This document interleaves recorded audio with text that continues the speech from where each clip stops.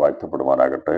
ഈ വർഷത്തിൻ്റെ മാസത്തിൻ്റെ പ്രാരംഭ മുഴുരാത്രി പ്രാർത്ഥനയിൽ ഒന്നുചേർന്ന കർത്താവിനെ മഹത്വപ്പെടുത്തേണ്ടുന്ന നല്ല സാവകാശത്തിനായി ദൈവത്തിന് സ്തോത്രം ചെയ്യുന്ന ഈ വർഷത്തിൻ്റെ 20 ദിവസം നമ്മളെ പിന്നിട്ടു. കർത്താവിൻ്റെ കൃപയിൽ ആശ്രയിച്ച് നമുക്ക് ഇന്ന് രാത്രിയിൽ മുഴുരാത്രിയിലെ പ്രാർത്ഥനയിൽ പങ്കെടുക്കുവാൻ കർത്താവ് തന്ന സാവകാശത്തിനായി സ്തോത്രം ചെയ്യുന്നു. 2 കൊരിന്ത്യർ 9-ാം അധ്യായം അതിൻ്റെ 15-ാമത്തെ വാക്യം ഇപ്രകാരം നമുക്ക് പരിചിതമായ വചനമാണ്. വചനം വായിച്ച് ചില സ്വർഗീയ ചിന്തകൾ ഒന്നിച്ച് പങ്കുവയ്ക്കുവാൻ കർത്താവിൽ താല്പര്യപ്പെടുന്നു. പറഞ്ഞു തീരാത്ത ദാനം നിമിത്തം ദൈവത്തിന് സ്തോത്രം. അപ്പോസ്തലനായ പൗലോസ് കൊരിന്ത്യർക്ക് ലേഖനം എഴുതുമ്പോൾ അവരുടെ കുറവുകളെയും അവരുടെ ബലഹീനതകളെ എല്ലാം എടുത്ത് കാണിച്ച് എങ്ങനെ അതിൽ നിന്നെല്ലാം വിടുതൽ പ്രാപിക്കണം, എന്താണ് പുനരുത്ഥാനം, എന്താണ് ജീവിതം, എന്താണ് തേജസ്സിൻ്റെ ശക്തി, രൂപാന്തരപ്പെടുന്നതിനെ കുറിച്ച് അങ്ങനെ വിവിധങ്ങളായ വിഷയങ്ങൾ എല്ലാം രേഖപ്പെടുത്തിയിട്ട് സാമ്പത്തിക വിഷയങ്ങളുള്ള ബന്ധത്തിൽ ഞെരുക്കങ്ങളിലും പ്രയാസങ്ങളിലും ബുദ്ധിമുട്ട് അനുഭവിക്കുന്നവർക്ക് വേണ്ടി എന്ത് ചെയ്യണമെന്ന് കൂടി പറഞ്ഞുകൊണ്ടാണ് 9-ാം അധ്യായത്തിൽ 2 കൊരിന്ത്യർ രേഖപ്പെടുത്തിയിരിക്കുന്നത്. അപ്പോൾ സഭ എന്ന് പറയുമ്പോൾ ആത്മീയമായിട്ടുള്ള വിഷയങ്ങൾ മാത്രമല്ല, നിത്യത്തെക്കുറിച്ചുള്ള വിഷയങ്ങൾ മാത്രമല്ല, ഭൗതിക മേഖലയിലുള്ള ബന്ധത്തിലുള്ള വിഷയങ്ങളിലും ഉള്ള വലിയ കാഴ്ചപ്പാട് അപ്പോസ്തലന്മാർക്ക് ഉണ്ടായിരുന്നു, സഭയ്ക്കുണ്ടായിരിക്കണം, ദേവദാസന്മാർക്കുണ്ടായിരിക്കണം, സഭ നടത്തുന്നവർക്കുണ്ടായിരിക്കണം, കാഴ്ചപ്പാടുള്ളവരായിരിക്കണം. അന്ന് അവർ ചെയ്തിരുന്നത് ഉള്ളിടത്തുനിന്ന് വാങ്ങിയിട്ട് ഇല്ലാത്തടത്ത് കൊണ്ടുപോയി അവർക്ക് കൊടുക്കുന്ന, ദ്രവ്യം ശേഖരിക്കുന്ന ഒരു പദ്ധതി അന്ന് ഉണ്ടായിരുന്നു. എന്നാൽ ദൈവസഭ സ്ഥാപിതമായപ്പോൾ ആദ്യം അപ്പോസ്തലന്മാരുടെ ഇടയിൽ അവർ ചെയ്തിരുന്നത് പരിശുദ്ധാത്മാവിൻ്റെ ഇഷ്ടമായിരുന്നില്ല. അവർ വസ്തുക്കളെല്ലാം വിറ്റ് അത് കാൽക്ക് കൊണ്ടുവച്ച് ഓരോരുത്തർക്ക് വീതിച്ചു കൊടുക്കുന്നതായിരുന്നു. അത് ദൈവഹിതമായിരുന്നില്ല. അതിനെ ദൈവം പരിശുദ്ധാത്മാവ് അനുവാദം കൊടുത്തില്ല. അതുകൊണ്ടാണ് അത് പിന്നീട് അത് നടക്കാതെ നിന്നുപോയത്. കാരണം അങ്ങനെ ഒരു അവസ്ഥയായിരുന്നെങ്കിൽ വിശ്വാസത്തിൽ വന്നു കഴിഞ്ഞാൽ എന്നും ഈ അളവും കുറിവും വീതം വെപ്പും മാത്രമേ കാണുള്ളൂ. ആരെങ്കിലും വിശ്വാസം വന്നാൽ അന്നേരം തന്നെ ആ വസ്തു വിറ്റ് കൊണ്ടുവയ്ക്കും, പിന്നെ എല്ലാവർക്കും കൂടി വീതിക്കണം. അത് പിന്നെ ആകെപ്പാടെ തലവേദനയായി മാറും. അത് സമ്മതിച്ചില്ല. അതുകൊണ്ടാണ് പ്രാരംഭ സമയത്തുണ്ടായിരുന്ന ആ രീതി, കാരണം അവർ എല്ലാം പൊതുവായിട്ടെണ്ണി പൊതുവായിട്ടുള്ള ജീവിതം ആരംഭിച്ചു. പക്ഷെ അത് ഈ പ്രായോഗികമല്ല. അതുകൊണ്ടാണ് ദൈവം അത് നിലനിന്ന് പോകാൻ അനുവദിക്കാതെ ഇരുന്നത്. അപ്പോൾ അങ്ങനെയുള്ള പല കാര്യങ്ങളും നടത്തിയിട്ടുണ്ടെങ്കിൽ അതെല്ലാം പിന്നീട് നിന്നു പോയിട്ടുണ്ട്. ഞാൻ പറഞ്ഞല്ലോ, ചില കാര്യങ്ങളൊക്കെ നമ്മൾ പഠിക്കുമ്പോൾ, സഭ ചരിത്രം പഠിക്കുമ്പോൾ മനസ്സിലാക്കാൻ സാധിക്കും. അത് നിന്നു പോയി, അത് ദൈവം അനുവദിച്ചില്ല. അത് അന്യഭാഷ തുടങ്ങിയതോ സ്വർഗീയ കൃപാവരങ്ങളൊന്നും നിന്നു പോയിട്ടില്ല. എന്നാൽ മനുഷ്യൻ്റെ ഇഷ്ടത്തിൽ നിന്ന്, അന്നത്തെ ആ സ്നേഹത്തിൽ നിന്ന്, ആ കൂട്ടായ്മയുടെ ബലത്തിൽ നിന്ന് വിചാരിക്കും നമ്മളെല്ലാം ഒന്നാണ്, പൊതുവാണ് എന്നൊക്കെ വിചാരിച്ച് എല്ലാം വിറ്റ് കൊണ്ടു വെക്കാൻ തുടങ്ങിയ അവസാനം അതെല്ലാം മരണത്തിലും പ്രയാസമായി തീർന്നു. ഇപ്പോൾ ഇവിടെ ഭൂമിയിൽ സാമ്പത്തികമായിട്ടുള്ള വിഷയത്തിൽ നമുക്കാർക്ക് സമത്വം കൊണ്ടുവരാൻ കഴിയത്തില്ല. കർത്താവ് പറഞ്ഞു, ദരിദ്രന്മാർ എല്ലായ്പ്പോഴും നിങ്ങളുടെ അടുക്കലുണ്ടെന്നുള്ളത്. നിശ്ചയമായിട്ട് ഈ ലോകത്തിൽ ദരിദ്രന്മാരെ തുടച്ചു നീക്കാനോ ദാരിദ്ര്യം ഇല്ലാതാക്കാനോ ആര് പരിശ്രമിച്ചാൽ നടക്കത്തില്ല. പിന്നീട് ഞാൻ പറഞ്ഞല്ലോ, അത് ലോകത്തിൻ്റെ ഒരു സ്ഥിതിവിശേഷമാണ്, അത് ഉണ്ടായിരിക്കും. എന്നാൽ സഹായിക്കേണ്ട സന്ദർഭങ്ങളിൽ സഹായിക്കാനുള്ള മനസ്ഥിതിയും ഇല്ലെങ്കിൽ അവർക്ക് വേണ്ടി പ്രാർത്ഥിക്കുവാൻ നാം വളരെയധികം ബദ്ധശ്രദ്ധകളായ വിട്ടുകളയരുത്. ഒരു മനുഷ്യൻ ഒരു പ്രയാസം, ബുദ്ധിമുട്ട് പറയുമ്പോൾ നമുക്ക് ഉണ്ടെങ്കിൽ നിശ്ചയമായിട്ട് അവരെ സഹായിക്കണം, ഇല്ലെങ്കിൽ അവരെ ഓർത്ത് നാം പ്രാർത്ഥിക്കണം. അവരെ കണ്ണുനീരോടെ പ്രയാസത്തോടെ അറിയിക്കുന്ന വിഷയങ്ങളിൽ നമ്മളത് ചെയ്യണം. ഞാൻ പറഞ്ഞല്ലോ, ഇപ്പം ആഹാരമില്ലെങ്കിൽ നമുക്കത് കൊണ്ടു കൊടുക്കാം, അത് ചെയ്യാം. ഞാൻ അങ്ങനെയൊക്കെ ചെയ്തിട്ടുണ്ട്. രാത്രിയിലെ പ്രാർത്ഥനയിലൊക്കെ ഇരിക്കുന്ന സമയത്ത് ആഹാരമില്ലാത്ത വിഷയങ്ങൾ പറഞ്ഞിട്ടുണ്ടെങ്കിൽ അവിടെ ഉണ്ടാക്കുന്ന ആഹാരമായിട്ട് പോകണമെന്ന് ഞാൻ പറഞ്ഞിട്ടുണ്ട്. കാരണം അത് ചെയ്യണം, നമ്മളെ കൊണ്ട് ചെയ്യാൻ പറ്റുന്ന കാര്യം ചെയ്യാൻ പറ്റും. പക്ഷെ എന്നാൽ വലിയൊരു സാമ്പത്തിക വിഷയമൊക്കെ വരുമ്പം നമുക്കൊന്നും ചെയ്യാൻ പറ്റത്തില്ല. നമുക്ക് നമ്മളെ കൊണ്ട് ചെയ്യാൻ പറ്റുന്ന കാര്യങ്ങളില്ലെങ്കിൽ ദൈവത്തിൻ്റെ കാര്യങ്ങൾ ഏൽപ്പിച്ചു കൊടുത്ത് പ്രാർത്ഥന, കർത്താവ് വഴി തുറക്കണമെന്ന് പ്രാർത്ഥന. ഞാൻ പറഞ്ഞു, നമ്മളെ കൊണ്ട് ചെയ്യാൻ പറ്റുന്ന കാര്യങ്ങൾ നമ്മൾ ചെയ്യണം. അന്നേരം അവിടെ നമ്മൾ വിശ്വാസം പറഞ്ഞ് പ്രാർത്ഥിച്ച് എവിടെയല്ല ചെയ്യേണ്ടത്, നമ്മളെ കൊണ്ട് ചെയ്യാൻ പറ്റുന്നതാണ്. നമ്മുടെ പരിധിയിൽ പെടാത്ത കാര്യങ്ങളാണെങ്കിൽ വിഷയം ഓർത്ത് ആത്മാർത്ഥ പ്രാർത്ഥിക്കുന്ന റാണിസ്റ്റ വിഷയം പറഞ്ഞപ്പോൾ ഇന്ന് ഞാൻ പല പ്രാവശ്യം ഇങ്ങനെ വിചാരിച്ചു, കർത്താവ് ഇന്നാളുള്ള ദിവസമൊന്നും അറിഞ്ഞില്ലല്ലോ എന്നൊക്കെ ചിന്തിപ്പാട്ടിടയാത്താവും. ഒരു വിമൽ ദിവാസ വിഷയത്തിൽ അങ്ങനെ ആരെല്ലാം സാമ്പത്തിക വിഷയങ്ങളിൽ ഞെരുക്കമുണ്ടോ അവിടെ എല്ലാ വിഷയങ്ങളെ നമ്മൾ ഹൃദയത്തിൽ വഹിക്കുന്നുണ്ട്.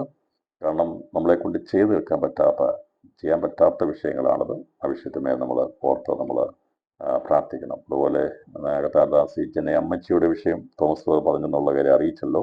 അമ്മച്ചിയെ ഓർത്ത് പ്രാർത്ഥിക്കണം. വിഷയങ്ങൾ അറിയുമ്പോൾ, ഒരാൾ രോഗമാണ്, പ്രയാസമാണ്, ദുഃഖമാണെന്ന് അറിയുമ്പോൾ അവരെ ഓർത്ത് പ്രത്യേകം പ്രാർത്ഥിക്കേണ്ട ഉത്തരവാദിത്വം നമുക്കുണ്ട്. ഞാൻ പറഞ്ഞല്ലോ, അങ്ങനെ ഈ സഭയോടുള്ള ബന്ധത്തിലുള്ള കാര്യങ്ങൾ പൗലോസ് ലേഖനങ്ങളിൽ രേഖപ്പെടുത്തിയപ്പോൾ എങ്ങനെ ഒരു പ്രായോഗികമായിട്ടുള്ള ഒരു ക്രിസ്ത്യ ജീവിതം അത് വ്യക്തിപരമായി നടത്തണം, അതുപോലെ സഹോദരന്മാർ എങ്ങനെയായിരിക്കണം, സഭ എങ്ങനെയായിരിക്കണം, കൂട്ടായുള്ള പ്രവർത്തനം എങ്ങനെയായിരിക്കണം എന്നുള്ളതിനെക്കുറിച്ചൊക്കെ വളരെ കാര്യഗൗരവതയോടുകൂടി രേഖപ്പെടുത്തിയിരിക്കുന്നതാണ് ലേഖനങ്ങൾ വായിക്കുമ്പോൾ സഭ എങ്ങനെ നയിക്കപ്പെടണം എന്നുള്ളതിനെക്കുറിച്ചുള്ള കാഴ്ചപ്പാട് ലഭിക്കും. അതുകൊണ്ടാണ് ഈ ലേഖനങ്ങളെക്കുറിച്ച് പഠിക്കുമ്പോൾ എന്താണ് അതിൻ്റെ രേഖപ്പെടുത്തിയിരിക്കുന്ന കാര്യങ്ങൾ മനസ്സിലാക്കുന്നത്, ചിന്തിക്കുന്നത്, പഠിക്കുന്നത്. പ്രത്യേകിച്ച് ഓരോ വിശ്വാസിയെ സംബന്ധിച്ചും അത് അത്യാവശ്യമാണ്. പ്രത്യേകിച്ച് ദൈവദാസന്മാർ വളരെ കരുതലോടെ ഈ പറയുന്ന ലേഖനങ്ങൾ വായിച്ച് ഗ്രഹിക്കണം, മനസ്സിലാക്കണം, പഠിക്കണം. അങ്ങനെയാണെങ്കിൽ സഭാ ശുശ്രൂഷകളിൽ വളരെയധികം അനുഗ്രഹമായിരിക്കും അവർക്ക്. മറ്റെന്തിനേക്കാൾ ഞാൻ പറഞ്ഞല്ലോ, സുവിശേഷം പ്രസംഗിക്കുന്നവരല്ല ദൈവസഭ, അത് പുറമേയുള്ളതാണ്, പരസ്യ ശുശ്രൂഷകളാണ്. എന്നാൽ പലപ്പോഴും എല്ലാവരും ചെയ്യുന്നത് സുവിശേഷം അകത്തും പ്രസംഗിക്കും, സഭയെ പ്രസംഗിക്കേണ്ട കാര്യമെല്ലാം പരസ്യമായിട്ട് വെളിയിലും പ്രസംഗിക്കുന്നതാണ് ഇന്നത്തെ പ്രവർത്തികളെല്ലാം. വെളിയിലിറങ്ങി നമ്മൾ സഭയുടെ കുറവുകളൊന്നും വിളിച്ചു പറയരുത്. പരസ്യമായിട്ട് മയക്കിൻ്റെ അകത്തോട് വിശ്വാസികളുടെ വസ്തുതാണെന്ന് ഒന്നും പറയാൻ പറ്റുന്നതല്ല. നമ്മുടെ കുറവുകളെ വെളിപ്പെടുത്താനല്ല പരസ്യ മീറ്റിങ്ങുകൾ, കൺവെൻഷൻ നടത്തുന്നത്, സുവിശേഷം പറയാൻ വേണ്ടിയാണ്. നമ്മൾ സുവിശേഷം അറിയിക്കേണ്ടത് സുവിശേഷം, യേശുവിനെ പ്രസംഗിക്കണം, യേശു ദൈവത്തിനാണെന്നും അവൻ്റെ മുഖാന്തരം നമ്മൾ രക്ഷയെക്കുറിച്ചുള്ള സന്ദേശമാണ് സുവിശേഷം. അത് വെളിയിൽ നമ്മൾ പരസ്യമായി പ്രസ്താവിക്കണം. അവിടെ നമ്മുടെ കുറവുകൾ വിളിച്ചു പറയേണ്ടത്. നമ്മുടെ കുറവുകൾ വിളിച്ചു പറയേണ്ട സ്ഥലങ്ങൾ, പരിഹരിക്കേണ്ടത്, അത് പഠിപ്പിക്കേണ്ട സ്ഥലം സഭകളാണ്. സഭകൾക്കകത്ത് സുവിശേഷം, പല സഭകളിലും രക്ഷയെക്കുറിച്ചാണ് സഭയ്ക്കകത്ത് പ്രസംഗിക്കുന്നത്. രക്ഷയും മാനസാന്തരത്തെക്കുറിച്ചാണ് പഠിപ്പിക്കുന്നത്. ആദ്യ വചനം പിന്നെ ഇട്ടിട്ട് പോവുകയാണ്. അതാണ് അതിൻ്റെ കുഴപ്പങ്ങളൊക്കെ. എന്നാൽ വെളിയിലിറങ്ങി കുറ്റം പറയുകയും ചെയ്യും. അത് നേരെ തിരിച്ചാണ് ചെയ്യേണ്ടത്. സഭയ്ക്കകത്ത് ഗുണീകരണം നടക്കണം, ശുദ്ധീകരണം നടക്കണം, അത് വേണ്ട പോലെ പറഞ്ഞു കൊടുക്കണം, സ്നേഹത്തോട് സംസാരിക്കണം, ഇടപെടണം. ഞാൻ പറഞ്ഞത് പൊതുവെ ഉള്ളൊരു കാര്യങ്ങളെക്കുറിച്ച് ലേഖനങ്ങൾ പഠിച്ചെങ്കിൽ മാത്രമേ എങ്ങനെയാണ് ഒരു സഭയെ മുമ്പോട്ട് നയിക്കേണ്ടത്, എങ്ങനെയാണ് പരിശുദ്ധാത്മാവിനാൽ സഭ മുമ്പോട്ട് കൊണ്ടുപോകുന്നതിനെക്കുറിച്ചുള്ള കാഴ്ചപ്പാട്, കുടുംബം എങ്ങനെ നയിക്കണം, സമൂഹത്തിൽ എങ്ങനെ ജീവിക്കണം, പ്രത്യാശയോടെ എങ്ങനെ ജീവിക്കണം, അല്ലെങ്കിൽ പ്രതിസന്ധികളിൽ എങ്ങനെ ആയിരിക്കണം, എങ്ങനെ നമ്മൾ കൊടുക്കുന്നതിൽ സമ്മതരാകണം എന്നൊക്കെ പഠിപ്പിച്ചിരിക്കുന്ന ലേഖനങ്ങളിലാണ്. ലേഖനം വായിച്ചാൽ മാത്രം, ഞാൻ പറഞ്ഞുള്ളത് വായിക്കുമ്പോൾ മാത്രമേ നമുക്ക് കൂട്ടായ്മകളെക്കുറിച്ചും മീറ്റിങ്ങിനെക്കുറിച്ചും അതിഥി സർക്കാർ നടത്തുന്നതിനെക്കുറിച്ചും ഒക്കെയുള്ള കാഴ്ചപ്പാടുകൾ ലഭിക്കുള്ളൂ. അല്ലെങ്കിൽ ഞാൻ എന്നുള്ള ഒറ്റ ചിന്തയിലങ്ങായി പോകും. ഇന്ന് പല വിശ്വാസികൾക്കും ഉള്ളത് ഞാൻ എന്നുള്ള ചിന്ത, എൻ്റെ കാര്യം, എൻ്റെ കുടുംബം, എൻ്റെ മക്കൾ എന്നുള്ളതിനപ്പുറമായിട്ട് ഒരു ചിന്തയിലേക്ക് വരാൻ കഴിയാതെ പലരും കുടുങ്ങിപ്പോകുന്നതിൻ്റെ കാരണം ഇതൊന്നും അറിയാത്തത് കൊണ്ടാണ്. ബൈബിൾ പറഞ്ഞിട്ട് അതിഥി സൽക്കാരം നടത്തണം. ശരിയാ, അതിഥി സൽക്കാരം നടത്താൻ ബുദ്ധിമുട്ടുണ്ട്, പ്രയാസമുണ്ട്. അപ്പം അതുകൊണ്ട് ഒഴിവാക്കി വിടും. അത് ഒഴിവാക്കാമെങ്കിൽ നമ്മൾ അതിഥി സൽക്കാരം നടത്തി അത് ദൂതന്മാരെ പോലും അറിയാതെ അവർ സൽക്കരിച്ചിരുന്നൊക്കെ ബൈബിൾ പറഞ്ഞിരിക്കുന്നത്. അത് ഞാൻ പറഞ്ഞല്ലോ, ഇപ്പോൾ ഇടയ്ക്ക് മീറ്റിംഗ് നടത്തുന്നത് നല്ലതാണ്. കോണത്തിലും ഒക്കെ മീറ്റിംഗ് നടത്തുന്നതിന് വേണ്ടിയാണ് നടത്തിക്കൊണ്ടിരുന്നത്. ഞാൻ പറഞ്ഞല്ലോ, വലിയ പണ്ടൊക്കെ എന്ന് പറഞ്ഞാൽ മീറ്റിംഗ് നടത്തി കഴിഞ്ഞാൽ ഒരു കട്ടൻ കാപ്പിയും എന്തെങ്കിലും ഒരു ചെറിയ കറിയും ഉണ്ടായി. ഇപ്പം എന്ന് പറഞ്ഞാൽ പിന്നെ എല്ലാവർക്കും പിന്നെ മീറ്റിംഗ് നടത്തിയ ബിരിയാണി കൊടുക്കണം, അങ്ങനെ കൊടുക്കും, ഇങ്ങനെ കൊടുക്കണം. പ്രശ്നം വരുന്നതുകൊണ്ടാണ് വിഷയം കൊടുക്കേണ്ടത്. ഞാൻ പറഞ്ഞാൽ അത് ഓരോരുത്തരുടെ ഇഷ്ടം. കൊടുക്കുക, ദൈവത്തിനാമത് കൊടുക്കുന്ന സന്തോഷമുള്ള കാര്യമേ ഉള്ളൂ. ഇനി ഒരു ഗ്ലാസ് കട്ടൻ കാപ്പി കൊടുക്കുകയാണെങ്കിൽ അത് മാത്രം കൊടുത്താൽ മതി. എങ്കിലും മീറ്റിങ്ങുകൾ, കൂട്ടായ്മകൾ ഭവനങ്ങളിൽ നടക്കുന്നത് നന്നായിരിക്കും, അത് അനുഗ്രഹമായിരിക്കും. അതിനൊക്കെ അതാണ് കൂട്ടായ്മകൾ കൂടി വരണം. ഇത് സർക്കാരിന് ചെയ്യണമെന്നൊക്കെ ബൈബിൾ പറഞ്ഞിരിക്കുന്നത് കുറഞ്ഞു പോകും. അതുകൊണ്ട് കൂടി വരണമെന്നാണ് ബൈബിളിൽ അത് വായിച്ച് മനസ്സിലാക്കി ലേഖനങ്ങൾ വായിച്ചെങ്കിലേ അത് മനസ്സിലാക്കാൻ സാധിക്കും. ഞാനിവിടെ വായിച്ച വിഷയം പറഞ്ഞല്ലോ, ഇത് പറഞ്ഞു തരാത്ത ദാനം നിമിത്തം ദൈവത്തിന് സ്തോത്രം എന്ന് പറയുമ്പോൾ അതിന് മുകളിൽ പറഞ്ഞിരിക്കുന്ന കാര്യങ്ങളെല്ലാം സാമ്പത്തിക വിഷയങ്ങളെക്കുറിച്ച്, ഞെരുക്കങ്ങളെക്കുറിച്ചുമുള്ള വിഷയങ്ങളാണ് പറഞ്ഞിരിക്കുന്നത്. അവർ എങ്ങനെ സമ്പാദിച്ചു വെക്കണം, എങ്ങനെ കൊടുക്കണം എന്നുള്ളതിനെക്കുറിച്ച് പഠിപ്പിക്കുകയാണ്. കൊരിന്തി സഭ, മക്കതോന്യ സഭ എന്ന ആൾക്കാർ വരുമ്പോൾ എങ്ങനെ അവർക്ക് കൊടുക്കണം, എങ്ങനെ അവരെ സഹായിക്കണം എന്നുള്ള കാഴ്ചപ്പാടിൽ അവരെ മനസ്സിലാക്കി പഠിപ്പിച്ച് കൊണ്ടിരുന്ന ലേഖനമാണ് ഈ കൊരിന്ത്യർ ലേഖനത്തിലെ 2 കൊരിന്ത്യയിലെ 9-ാമത്തെ അധ്യായം. അതിൻ്റെ മുഴുവൻ വാക്യങ്ങൾ ഞാൻ വായിക്കുന്നില്ല, ഞാനൊരു സന്ദർഭം പറഞ്ഞതേ ഉള്ളൂ. എന്നാൽ ഇവിടെ പറഞ്ഞു വന്നിരിക്കുന്നത് അതിൻ്റെ 14-ാം വാക്യം, നിങ്ങൾക്ക് ലഭിച്ച അതിമഹത്തായ ദൈവകൃപ നിമിത്തം അവർ നിങ്ങളെ കാണുവാൻ വാഞ്ചിച്ച് നിങ്ങൾക്ക് വേണ്ടി പ്രാർത്ഥിക്കും. പറഞ്ഞു തീരാത്ത ദാന നിമിത്തം ദൈവത്തിന് സ്തോത്രം. പൗലോസ് അപ്പോസ്തലൻ അവിടെ സാമ്പത്തിക വിഷയങ്ങളെക്കുറിച്ചും കഷ്ടത അനുഭവിക്കുന്ന ദരിദ്രരായിരിക്കുന്ന വിശ്വാസികളെക്കുറിച്ചും അവർക്ക് വേണ്ടി കരുതേണ്ടതിനെ കുറിച്ചും ഒക്കെയുള്ള കാഴ്ചപ്പാടുകൾ പറഞ്ഞിട്ട്, ഞാൻ വിശ്വസിക്കുക അന്നത്തെ കാഴ്ചപ്പാടുള്ള പൗലോസിനെ പോലെ കാഴ്ചപ്പാടുള്ള ഒരൊറ്റ ദൈവദാസൻ നമ്മുടെ ഇന്ത്യയിലുണ്ടായിരുന്നെങ്കിൽ എത്ര മാറ്റം നമ്മുടെ രാജ്യത്തുണ്ടാകുമായിരുന്നു. ഒരൊറ്റയാൾ മതിയായിരുന്നു, ഒരൊറ്റ ലീഡർ.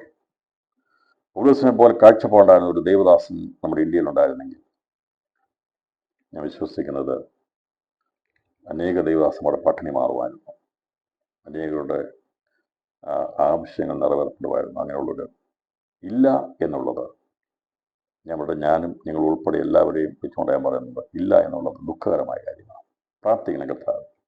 ഞങ്ങളൊക്കെ രാത്രിയിലൊക്കെ ചണ്ടികളിലൊക്കെ ഇരുന്ന് പ്രാർത്ഥിച്ച് വാരീസ് എന്നൊക്കെ അറിയാം. ഞങ്ങൾ പ്രാർത്ഥിക്കുന്ന സമയത്ത് ഇങ്ങനെയുള്ള പ്രാർത്ഥനകളാണ്. രാത്രി പ്രാർത്ഥന എന്ന് പറഞ്ഞാൽ സാക്ഷ്യം പറഞ്ഞു പോവുകയല്ല. രാത്രി പ്രാർത്ഥന പറഞ്ഞാൽ വിഷയങ്ങൾ എടുത്ത് വെച്ച് പ്രാർത്ഥിക്കുക.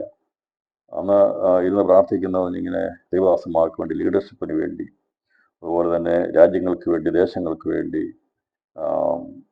ദേശത്തിൻ്റെ അനുഗ്രഹത്തിന് വേണ്ടി ഒക്കെയാണ് ഇരുന്ന് പ്രാർത്ഥിക്കുന്നത്. അത് തണുപ്പാണ്, മഞ്ഞാണെന്ന് നോക്കത്തില്ല, മഴയത്ത് നല്ല തണുപ്പുള്ള സമയത്തൊക്കെ പരിശ്രമമൊക്കെ അറിയാം. ആരും വെളിയിറങ്ങാത്ത സമയത്ത് പോലും രാത്രിയിലെ പ്രാർത്ഥന മുടക്കിക്കളയത്തിലായിരുന്നു. രണ്ടുപേരാണെങ്കിൽ പോയെന്ന് പ്രാർത്ഥിക്കുമായിരുന്നു. പേപ്പർ വിരിച്ച് നിലത്ത് പേപ്പർ ഇട്ടുകൊണ്ട് നിലത്തിരുന്ന് പ്രാർത്ഥിച്ചിട്ടുണ്ട്. ഞാൻ പറഞ്ഞത് അന്നത്തെ പ്രാർത്ഥനയൊക്കെ, പിന്നെ ചൂട് സമയത്തൊക്കെ പ്രാർത്ഥന പറഞ്ഞാൽ മോളിൽ ഇരിക്കുമ്പോൾ വിചാരിക്കാൻ വേർപ്പാട്, താഴെ ഇരിക്കും മോളിപ്പോയി, അങ്ങനെയൊക്കെ ഇരുന്ന് ദൈവകൃപയാൽ പ്രാർത്ഥിച്ച ദിവസങ്ങൾ ഉണ്ടായിരുന്നു. ഇന്നും കൃപയാൽ നമുക്കിങ്ങനെ പ്രാർത്ഥിപ്പാൻ ദൈവം ഭാഗ്യം തന്നെ, മാസത്തിൽ ഒരിക്കലെങ്കിലും രാത്രിയിൽ പ്രാർത്ഥിപ്പാൻ ദൈവം ഭാഗ്യം ഉണ്ടെന്ന് സ്തോത്രം. അന്ന് എനിക്ക് 2 ഹോൾ നൈറ്റ് പ്രയർ ആയിരുന്നു അന്ന് ഉണ്ടായിരുന്നത്. ഒരാഴ്ച 2 ഹോൾ നൈറ്റ് പ്രയർ നടത്തേണ്ട സാഹചര്യങ്ങൾ വന്നിട്ടുണ്ടായിരുന്നു. ദൈവകൃപയാൽ ഇന്ന് സന്തോഷത്തോടെ ഞാൻ ഓർക്കുകയാണ്. അതൊക്കെ എൻ്റെ ജീവിതത്തിന് അനുഗ്രഹമായി തീർന്നു. ഇന്ന് പുസ്തകങ്ങളൊക്കെ എഴുതുമ്പോൾ അതിൻ്റെ പിമ്പിൽ ദൈവം തന്നിരിക്കുന്ന ആത്മീയ പ്രകാശനം അന്നത്തെ പ്രാർത്ഥനകളാണ്. അപ്പോൾ അന്ന് ഇരുന്ന ദൈവസ്ഥിതി നമ്മൾ അറിയത്തില്ലായിരുന്നു എന്തിനാ ഇങ്ങനെ പ്രാർത്ഥിക്കുന്നൊക്കെ. അപ്പം അങ്ങനെ നമ്മുടെ ഇരുത്തി പ്രാർത്ഥിച്ചതിൻ്റെ ഉദ്ദേശം ദൈവത്തിനുണ്ടായിരുന്നു. കർത്താവിൻ്റെ വചനം അത് നൽകുവാൻ ദൈവത്തിന് കൃപ തോന്നിയതുകൊണ്ടാണ് ദൈവകൃപയാൽ എനിക്ക് മനസ്സിലായി. പിന്നീട് ഈ പുസ്തകങ്ങളൊക്കെ എഴുതിയപ്പോൾ ദൈവാത്മാവ് അന്നത് കണ്ടിരുന്നു, അതുകൊണ്ടാണ് രേഖപ്പെടുത്താനുള്ള കൃപ തന്നത്. അല്ലാതെ ഞാൻ ഏതെങ്കിലും ബൈബിൾ കോളേജ് പഠിച്ചതോ എന്നെ ആരെങ്കിലും പഠിപ്പിച്ചതോ അല്ല. ദൈവം തന്ന വചനത്തിൽ നിന്ന് അന്നത്തെ ആ പ്രാർത്ഥനകളും നടപ്പും ഒക്കെ കർത്താവ് കണ്ട് തന്നിരിക്കുന്ന ദാനമാണ്. അതുകൊണ്ട് പറഞ്ഞു തീരാത്ത ദാനനിമിത്തം ദൈവത്തിന് ഞാൻ സ്തോത്രം ചെയ്യുന്നു. എൻ്റെ ജീവിതത്തിൽ ദൈവം തന്നിരിക്കുന്ന നന്മകൾ പറഞ്ഞു തീരാത്ത ആ ദാനമാണ്. ദൈവത്തിന് സ്തോത്രം. ഞാൻ പറഞ്ഞത് ഞാൻ വലിയ പ്രാർത്ഥനക്കാരനൊന്നല്ല പറഞ്ഞത്. അന്നത്തെ കാലത്ത് നമ്മൾ ഇന്ന് വളരെ കുറഞ്ഞു പോയി.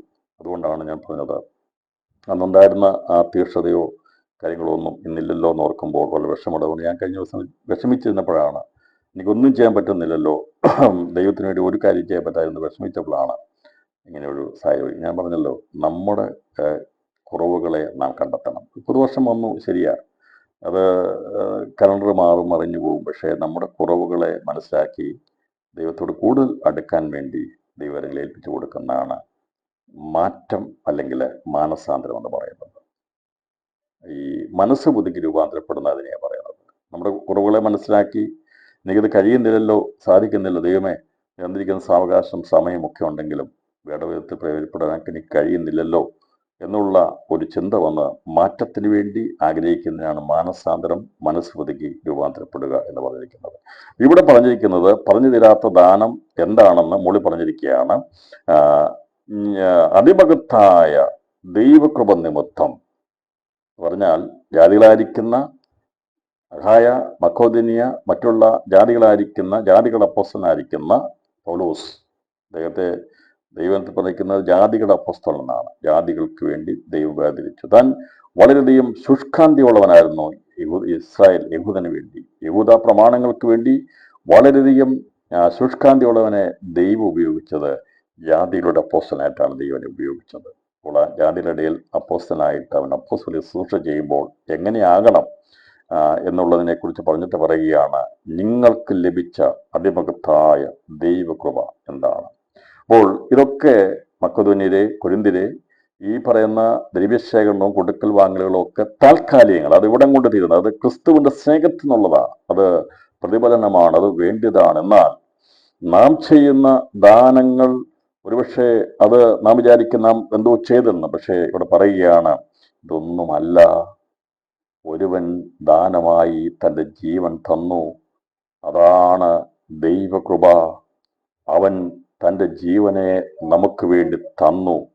ആ അതിമഹത്തായ കാര്യത്തെക്കുറിച്ചാണ് പറയുന്നത്. നമ്മൾ ഈ ചെയ്യുന്ന താൽക്കാലികമായിരിക്കുന്ന സൽപ്രവൃത്തികൾ ഇതെല്ലാം ചെയ്യണം, വേണം, അതൊക്കെ ആവശ്യമാണ്.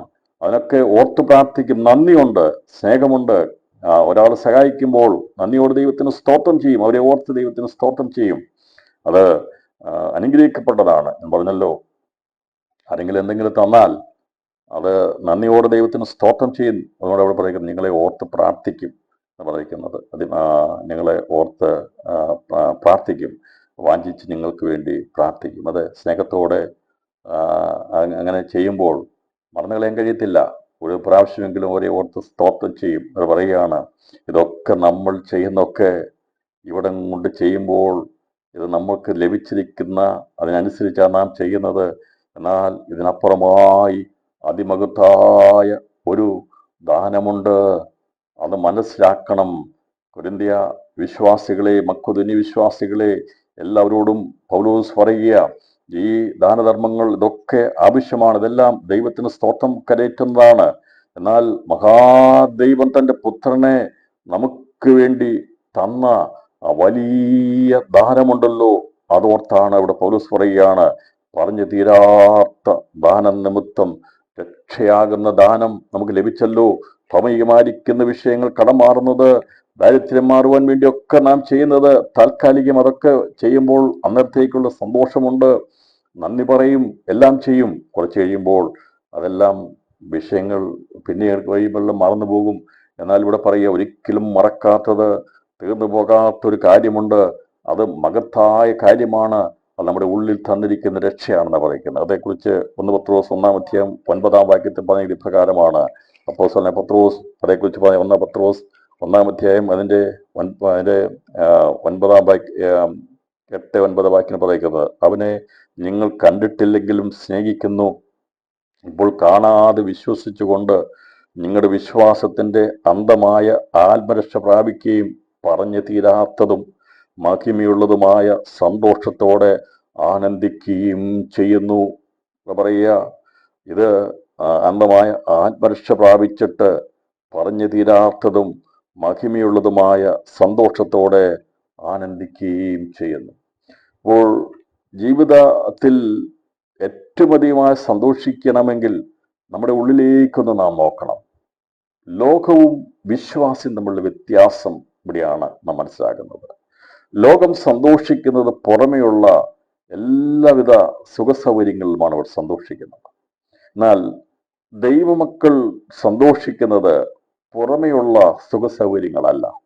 അവൻ സന്തോഷിക്കുന്നത് അവൻ്റെ അകത്ത് ദൈവം തന്നിരിക്കുന്ന സന്തോഷവും സമാധാനവും സ്വസ്ഥതയുമാ, അത് നിത്യതയ്ക്കുള്ളതാ.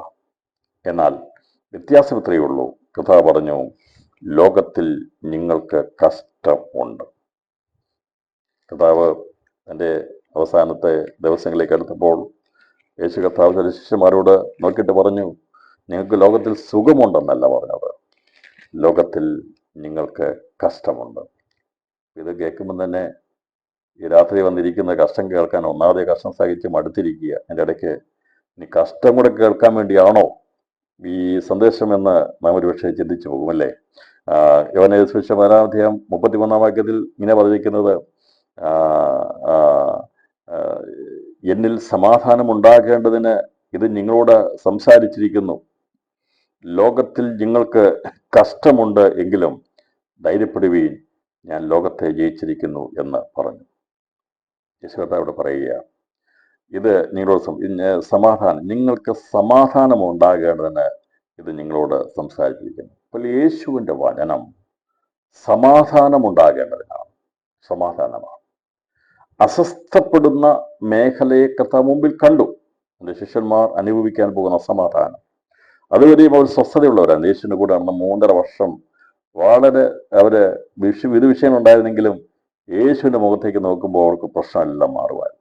ഏത് കാറ്റാണെങ്കിലും ഏത് കോളായിരുന്നെങ്കിലും എത്ര പേർ കല്ലെടുത്താലും എന്തെല്ലാം വിഷയങ്ങൾ വന്നാലും അവിടെയെല്ലാം യേശുവിൻ്റെ മുഖത്തേക്ക് നോക്കുമ്പോൾ അവിടെ ഭാരം മാറുമായിരുന്നു, ധൈര്യപ്പെടുമായിരുന്നു, ബലപ്പെടുമായിരുന്നു. എന്നാൽ യേശു വന്നിട്ട് അവരെ വിട്ടുപിരിയാൻ സമയമായപ്പോൾ കർത്താവ് പറഞ്ഞു, ഇനി നിങ്ങൾക്ക് എന്നെ ജഡത്തിൽ കാണാൻ കഴിയത്തില്ല, ഞാൻ ലോകത്തിൽ നിന്ന് പോകുക. അതുകൊണ്ട് നിങ്ങൾക്ക് സമാധാനം ഉണ്ടാകേണ്ടതിന് ഇത് നിങ്ങളോട് സംസാരിച്ചിരിക്കുന്നു. കർത്താവ് അവരെ വചനം പറഞ്ഞവരെ ബലപ്പെടുത്തുകയാണ്. ഇന്ന് രാത്രിയിലും യേശു നമ്മളോട് സംസാരിക്കുന്നത് നമുക്ക് സമാധാനം ഉണ്ടാകേണ്ടതിന് വേണ്ടിയാണ്. അതെ, യേശുവിൻ്റെ വചനം, ക്രിസ്തുവിൻ്റെ സന്ദേശം നമ്മൾ സമാധാനം ഉണ്ടാകേണ്ടതിന് വേണ്ടിയാണ്. ഇന്ന് രാത്രിയിലും പലതിനെക്കുറിച്ച് നമ്മൾ ചിന്തിച്ച് ഭാരപ്പെട്ടില്ലേ? നമ്മൾ വിഷമിച്ചില്ലേ? എങ്ങനെയായിത്തീരുന്നൊക്കെ ചിന്തിച്ചില്ലേ? കണക്കൂട്ടി നോക്കിയപ്പോൾ എല്ലാം ഒരുപാട് ഭാരങ്ങളല്ലേ, ഒന്നും ഒന്നിനോട് ചേർന്ന് പോകുന്നതല്ലല്ലോ. അതെ, നമുക്ക് ഒരുപക്ഷെ എല്ലാം പുറമേ നോക്കുമ്പോൾ എല്ലാം കുഴപ്പമൊന്നില്ലെന്ന് കണ്ടെങ്കിലും ആന്തരികമായി നാം ശരിക്കും ചിന്തിച്ചു കഴിഞ്ഞാൽ നമുക്കൊന്നും സന്തോഷിക്കുവാൻ വകയില്ല. പ്രിയപ്പെട്ടവരെ, എവിടെയെല്ലാം എന്തെല്ലാം കുറവുകളും എന്തെല്ലാം ഇല്ലായ്മകളുമാ കിടക്കുന്നത്. ലോകം നോക്കുമ്പോൾ ഒരുപക്ഷെ നമ്മൾ പാടുന്നുണ്ട്, പ്രാർത്ഥിക്കുന്നുണ്ട്, ആരാധിക്കുന്നുണ്ട്, കൂട്ടായ്മ കൂടുന്നുണ്ട്, വെള്ളവസ്ത്രം ധരിച്ചു പോകുന്നുണ്ട്, സന്തോഷിക്കുന്നുണ്ട്. പക്ഷേ ഈ പോകുന്നവരുടെ എല്ലാം ഉള്ളിൽ കത്തുന്ന ഒരുപാട് വേദനകളുണ്ട്, നിരാശകളുണ്ട്, ദുഃഖങ്ങളുണ്ട്, പ്രയാസങ്ങളുണ്ടെങ്കിലും നമ്മെ നയിക്കുന്നത് ലോകത്തെ ജയിച്ച ക്രിസ്തുവിൻ്റെ സ്നേഹത്തിൻ്റെ വിശ്വാസമാണ്. അതെ, എന്തുകൊണ്ടാണ് ദൈവമക്കൾ ആരാധിക്കുന്നത്, പാട്ട് പാടുന്നത്, സന്തോഷിക്കുന്നത് എന്നുള്ളതിനെ കുറിച്ച് അറിയണമെങ്കിൽ നമ്മുടെ അകത്തൊരു ജയമുണ്ട്. നമ്മുടെ കഥ പറഞ്ഞിരിക്കുന്നത് ലോകത്തിൽ നിങ്ങൾക്ക് കഷ്ടമുണ്ട്, എങ്കിലും ധൈര്യപ്പെടുവീൻ, ഞാൻ ലോകത്തെ ജയിച്ചിരിക്കുന്നു എന്ന് പറഞ്ഞു. കഥ പറഞ്ഞു, നിങ്ങൾ ധൈര്യപ്പെടണമെങ്കിൽ ഞാൻ ലോകത്തെ ജയിച്ചിരിക്കുന്നതിന്റെ കാരണം യേശു പറഞ്ഞു. ഇവിടെ പറഞ്ഞത് അന്നേരം പെട്ടെന്ന് വായിച്ച പെട്ടെന്ന് മനസ്സിലായത്തില്ല. കഥ പറഞ്ഞത്, ലോകത്തിൽ നിങ്ങൾക്ക് കഷ്ടമുണ്ട്, ഞാൻ ആ കഷ്ടം തികയ്ക്കാൻ പോവുക. ഞാൻ വന്നത് കഷ്ടം അനുഭവിക്കാൻ വേണ്ടി വന്നതാ. ഞാൻ നിങ്ങളെ വിളിച്ചത് കൊണ്ട്, പിതാവ് എന്നെ അയച്ചതുപോലെ നിങ്ങളെ വായിക്കുന്നത് കൊണ്ട് നിങ്ങൾക്ക് ലോകത്തിൽ സുഖമല്ല ഉണ്ടാകാൻ പോകുന്നത്, കഷ്ടമാണ് ഉണ്ടാകാൻ പോകുന്നത്. അവരോട് പറഞ്ഞു, കഷ്ടമുണ്ടാകും. ഞാൻ ലോകത്തെ ജയിച്ചിരിക്കുക. കാരണം യേശു വിശ്വാസത്തിന്റെ നായകനും പൂർത്തി വരുത്തുന്നവനുമാണ്. അപ്പോൾ വിശ്വാസനായകനെ കർത്താവ് പറഞ്ഞു, ഞാൻ ലോകത്തെ ജയിച്ചിരിക്കുന്നു. കാരണം ഞാൻ പിതാവാം ദൈവമായിട്ടും വിശ്വാസത്തിൽ ഒന്നായതുകൊണ്ട് ഈ ലോകം എനിക്ക് തരുന്ന സകല വേദനയും, സകല നിന്ദയും, സകല പരിഹാസവും സഹിക്കുവാൻ ഞാനും എൻ്റെ പിതാവും ഒന്നാകുന്നത് കൊണ്ട്, പരിശുദ്ധാത്മാവും ഒന്നായിരിക്കുന്നതുകൊണ്ട് ഞാൻ ലോകത്തെ ജയിച്ചിരിക്കുക. ഞാൻ ജയാളിയായിട്ടാണ് ഇതിനെ അഭിമുഖീകരിക്കാൻ പോകുന്നത്. ക്രൂശനെ കർത്താവ് അഭിമുഖീകരിക്കാൻ പോകുന്നതിന് മുമ്പായി പിതാവും പരിശുദ്ധാത്മാവും പുത്രനുമായിട്ടുള്ള ആ അഭേദ്യമായ ബന്ധം ഒന്നായിരുന്നു എന്ന് വെളിപ്പെടുത്തിക്കൊണ്ട് പറയുക, ഞാൻ ലോകത്തെ ജയിച്ചിരിക്കുന്നു. അപ്പോൾ ലോകത്തെ ജയിച്ചിരിക്കുന്ന ക്രിസ്തുവിൻ്റെ മക്കളെക്കുറിച്ചും നാം എങ്ങനെയാണ് ലോകത്തെ ജയിച്ചിരിക്കുന്ന കഷ്ടങ്ങളിൽ എങ്ങനെയാണ് പാട്ടുപാടുന്നത്, എങ്ങനെയാണ് സന്തോഷിക്കുന്നത് എന്നുള്ളത് 1 യോഹന്നാൻ അതിൻ്റെ ലേഖനത്തിൽ രേഖപ്പെടുത്തിയിട്ടുണ്ട്. താൻ എങ്ങനെയാണ് നമ്മൾ ജയാളികളാകുന്നത്. 5-ാം അധ്യായം 4-6 വരെയുള്ള വാക്യങ്ങൾ വായിക്കുമ്പോൾ അത് രേഖപ്പെടുത്തി. ഇങ്ങനെ 5-ാം അധ്യായം 1 യോഹന്നാന്റെ ലേഖനം അതിൻ്റെ 5-ാം അധ്യായം 5-6 വാക്യങ്ങളാണ് രേഖപ്പെടുത്തിയിരിക്കുന്നത്. ഇങ്ങനെ പറഞ്ഞിരിക്കുന്നത്, ദൈവത്തിൽ നിന്ന് ജനിച്ചതൊക്കെയും ലോകത്തെ ജയിക്കുന്നു. ലോകത്തെ ജയിച്ച ജയമോ നമ്മുടെ വിശ്വാസം തന്നെ. അപ്പോൾ എന്താണ് ലോകത്തിൽ നമുക്ക് കഷ്ടമുണ്ട്? വിശ്വാസത്തിലേക്ക് ഇറങ്ങി വരുന്ന പ്രിയപ്പെട്ടവർക്ക് അത് നമ്മൾ പറയാൻ സമാധാനമാണ്, സന്തോഷമാണ്, വിശ്വാസത്തിൽ വന്നു കഴിഞ്ഞാൽ ആനന്ദമാണ് എന്നൊക്കെ നമ്മൾ പറയുമ്പോൾ അത് നിത്യതയെക്കുറിച്ചുള്ള കാര്യമാണ് പറയുന്നത്. അകത്തെ മനുഷ്യൻ ലഭിക്കുന്നതിനെ കുറിച്ചാണ് പറയുന്നത്. എന്നാൽ പുറത്തെ മനുഷ്യനുണ്ടല്ലോ, അവന് കഷ്ടതയുള്ളത്. കാരണം ഈ ലോകത്തിന്റെ ദൈവം നമ്മളെ ഞെരുക്കാൻ തുടങ്ങും, നമ്മളെ ഭാരപ്പെടുത്താൻ തുടങ്ങും. എങ്ങനെയും നമ്മുടെ വിശ്വാസത്തെ ഇല്ലാതാക്കാൻ വേണ്ടിയുള്ള കഷ്ട നഷ്ടങ്ങൾ നമ്മുടെ ജീവിതത്തിലേക്ക് ഒന്നിനു പുറകെ ഇട്ടു തരുവാനിടയായിത്തീരും. കാരണം അവൻ നമ്മളെ പരാജയപ്പെടുത്തുവാൻ വേണ്ടി പരിശ്രമിക്കുമ്പോൾ നാം അതിനെ ജയിക്കുന്നത് വിശ്വാസത്താലാണ്. അതുകൊണ്ടാണ് പറഞ്ഞത്, എൻ്റെ നീതിമാൻ വിശ്വാസത്താൽ ജീവിക്കും. അപ്പോൾ വിശ്വാസം എന്നുള്ളത് ആരിൽ വിശ്വസിക്കുന്നു, എന്തിൽ വിശ്വസിക്കുന്നു എന്നെ അടിസ്ഥാനമാക്കിയ. യേശു പറഞ്ഞു, നിങ്ങൾക്ക് ലോകത്തിൽ കഷ്ടമുണ്ട്, എങ്കിലും ധൈര്യപ്പെടുവീൻ. ഇതിന്റെ അർത്ഥം, നിങ്ങൾ പേടിക്കണ്ട, ഭയപ്പെട്ടു പോകണ്ട. കഷ്ടമുണ്ട്. ഇന്ന് രാത്രിയിൽ ദൈവാത്മാ പറയുക, ഈ 2025 പറയുക, കഷ്ടമുണ്ട്, കണക്കൂട്ടുകളൊക്കെ തെറ്റിപ്പോകും, നാം ഉദ്ദേശിച്ചതൊക്കെ മാറിപ്പോകും. ഭാരപ്പെടണ്ട, ധൈര്യപ്പെട്ടുകൊള്ളണം. കാരണം കഥ പറയുക, ഞാൻ ലോകത്തെ ജയിച്ചത് ഞാൻ വിശ്വാസ നായകനായതുകൊണ്ട്. ഞാൻ ലോകത്തുനിന്ന് മാറിയതിനു ശേഷമായി സത്യത്തിന്റെ ആത്മാവെന്ന പരിശുദ്ധാത്മാവെന്ന പറഞ്ഞു തീരാത്ത ദാനത്തെ നിങ്ങൾക്ക് നൽകും.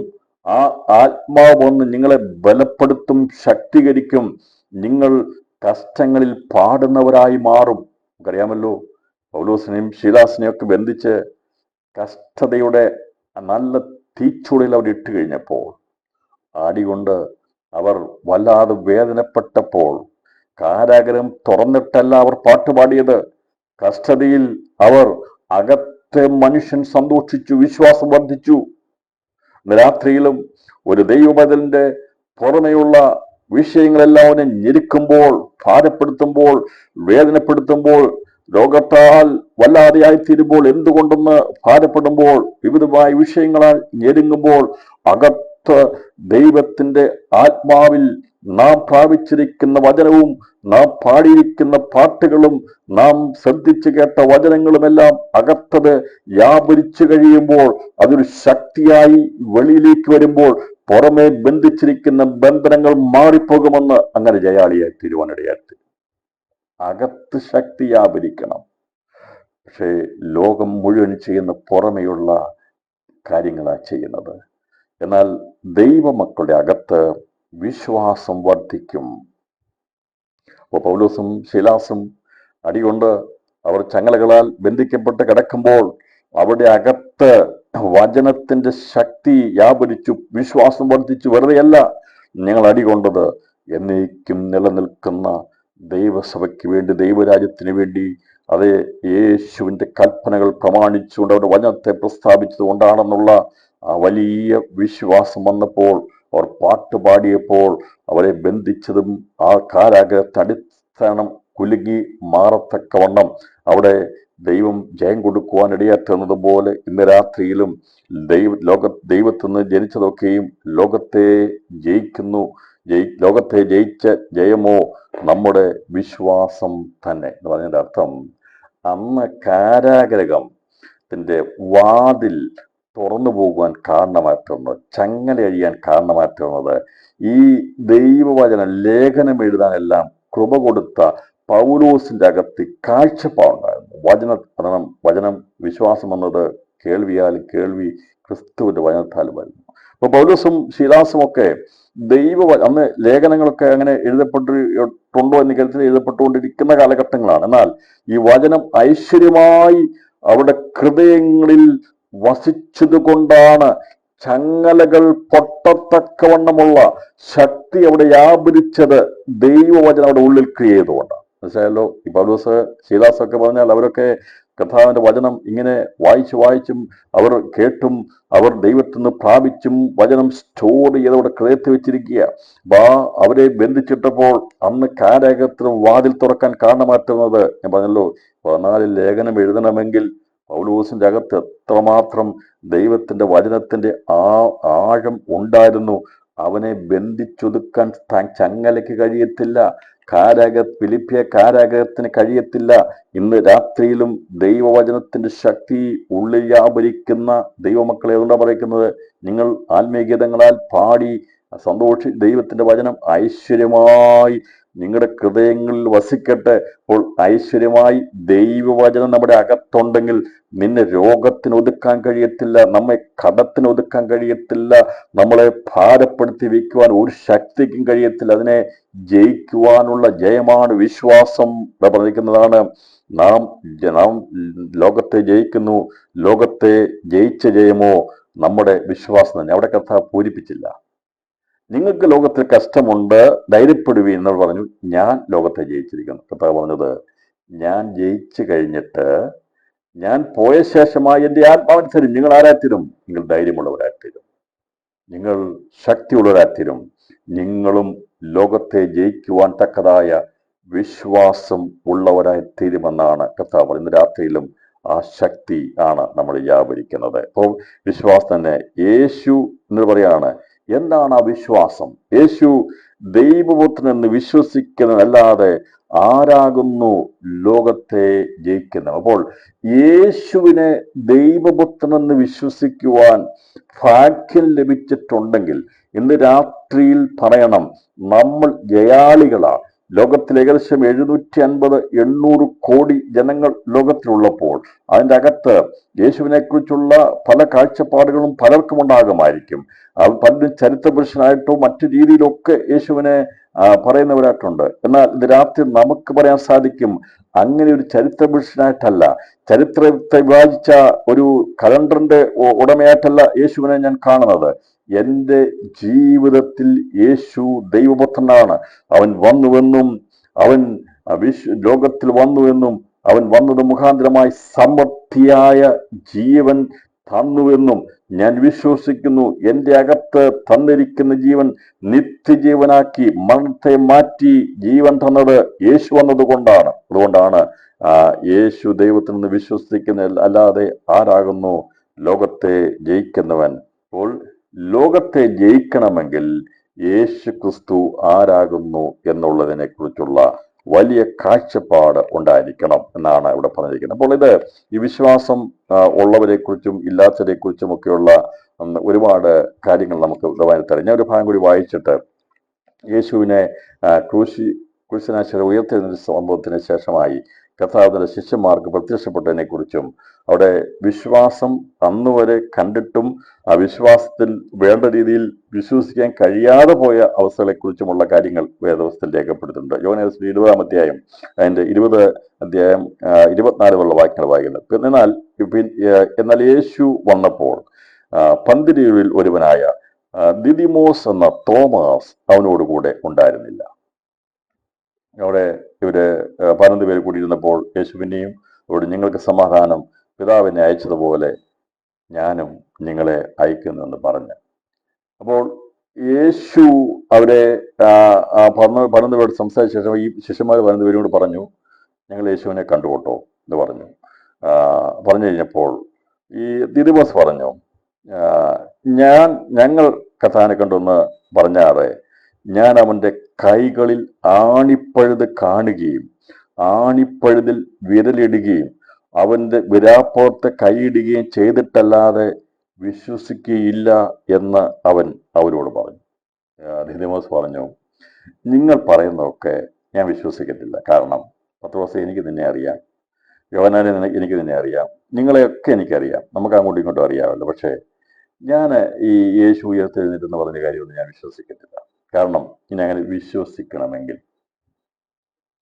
ഞാൻ വിശ്വസിക്കണമെങ്കിൽ ഞാൻ അവന്റെ കൈകളിൽ ആണിപ്പഴുത് കാണണം. പറഞ്ഞാൽ അവന്റെ കൈകളിൽ ഇരുമ്പാണി അടിച്ചിട്ടുണ്ടെന്നുള്ളത് യോഹന്നാൻ പറഞ്ഞതാ. അങ്ങനെ ഇരുമ്പാണി അടിച്ച് 2 കൈകളിലും രണ്ട് കാലിലും ഒരുമിച്ച് വെച്ച് അടിച്ച അത് ഉണ്ടെന്നുള്ളത് എനിക്കറിയാം. അവൻ മരിച്ചെന്നുള്ളതും വിലാപ്പുറം കുത്തിക്കീറിയത് എനിക്കറിയാം. അതുകൊണ്ട് പറയുകയാണ്, ഞാൻ അവന്റെ കൈകളിൽ ആണിപ്പഴുത് കാണുകയും ആണിപ്പഴുതിൽ വിരലിടുകയും അവന്റെ വിലാപ്പുറത്ത് കൈയിടുകയും ചെയ്തിട്ടല്ലാതെ വിശ്വസിക്കുകയില്ല എന്നാണ് പറയുന്നത്. അർത്ഥം, ഈ തോമസ് വളരെ ബുദ്ധിമാനായിരുന്നു. അവൻ പറഞ്ഞത്, നിങ്ങൾ ഉയർത്തെഴുന്നേറ്റു എന്ന് പറയുന്ന നമ്മുടെ ഗുരുവായിരിക്കുന്ന യേശു മരിച്ചിട്ട് അധിക ദിവസമായില്ല, 3 ദിവസമായിട്ടുള്ളൂ. അങ്ങനെ അവൻ ഉയർത്തെഴുന്നേറ്റിട്ടുണ്ടെങ്കിൽ അവന്റെ മുറിവൊന്നും ഉണങ്ങിപ്പോയിട്ടില്ല. കാരണം അവന്റെ ശരീരത്തിൽ ഒരൊറ്റത്തുള്ളി രക്തം പോലും മുഴുവൻ വാർന്നു പോയതാ, മരിച്ചെന്നുള്ള സത്യമാണ്. ഇനി അങ്ങനെ ഉയർത്തെഴുന്നേറ്റിട്ടുണ്ടെങ്കിൽ നിശ്ചയമായിട്ടും ആ വടുക്കളെല്ലാം കാണും. എന്ന് പറഞ്ഞാൽ ആ മുറിപ്പാടെല്ലാം കാണും അവിടെ. അത് ഒന്നും കരിഞ്ഞു പോയിട്ടില്ല, ശരിയല്ലേ? 3 ദിവസമായുള്ളൂ. ആ മുറിവ് അതുപോലെ തന്നെ കാണും എന്ന് ദിദിമോസ് പറഞ്ഞു.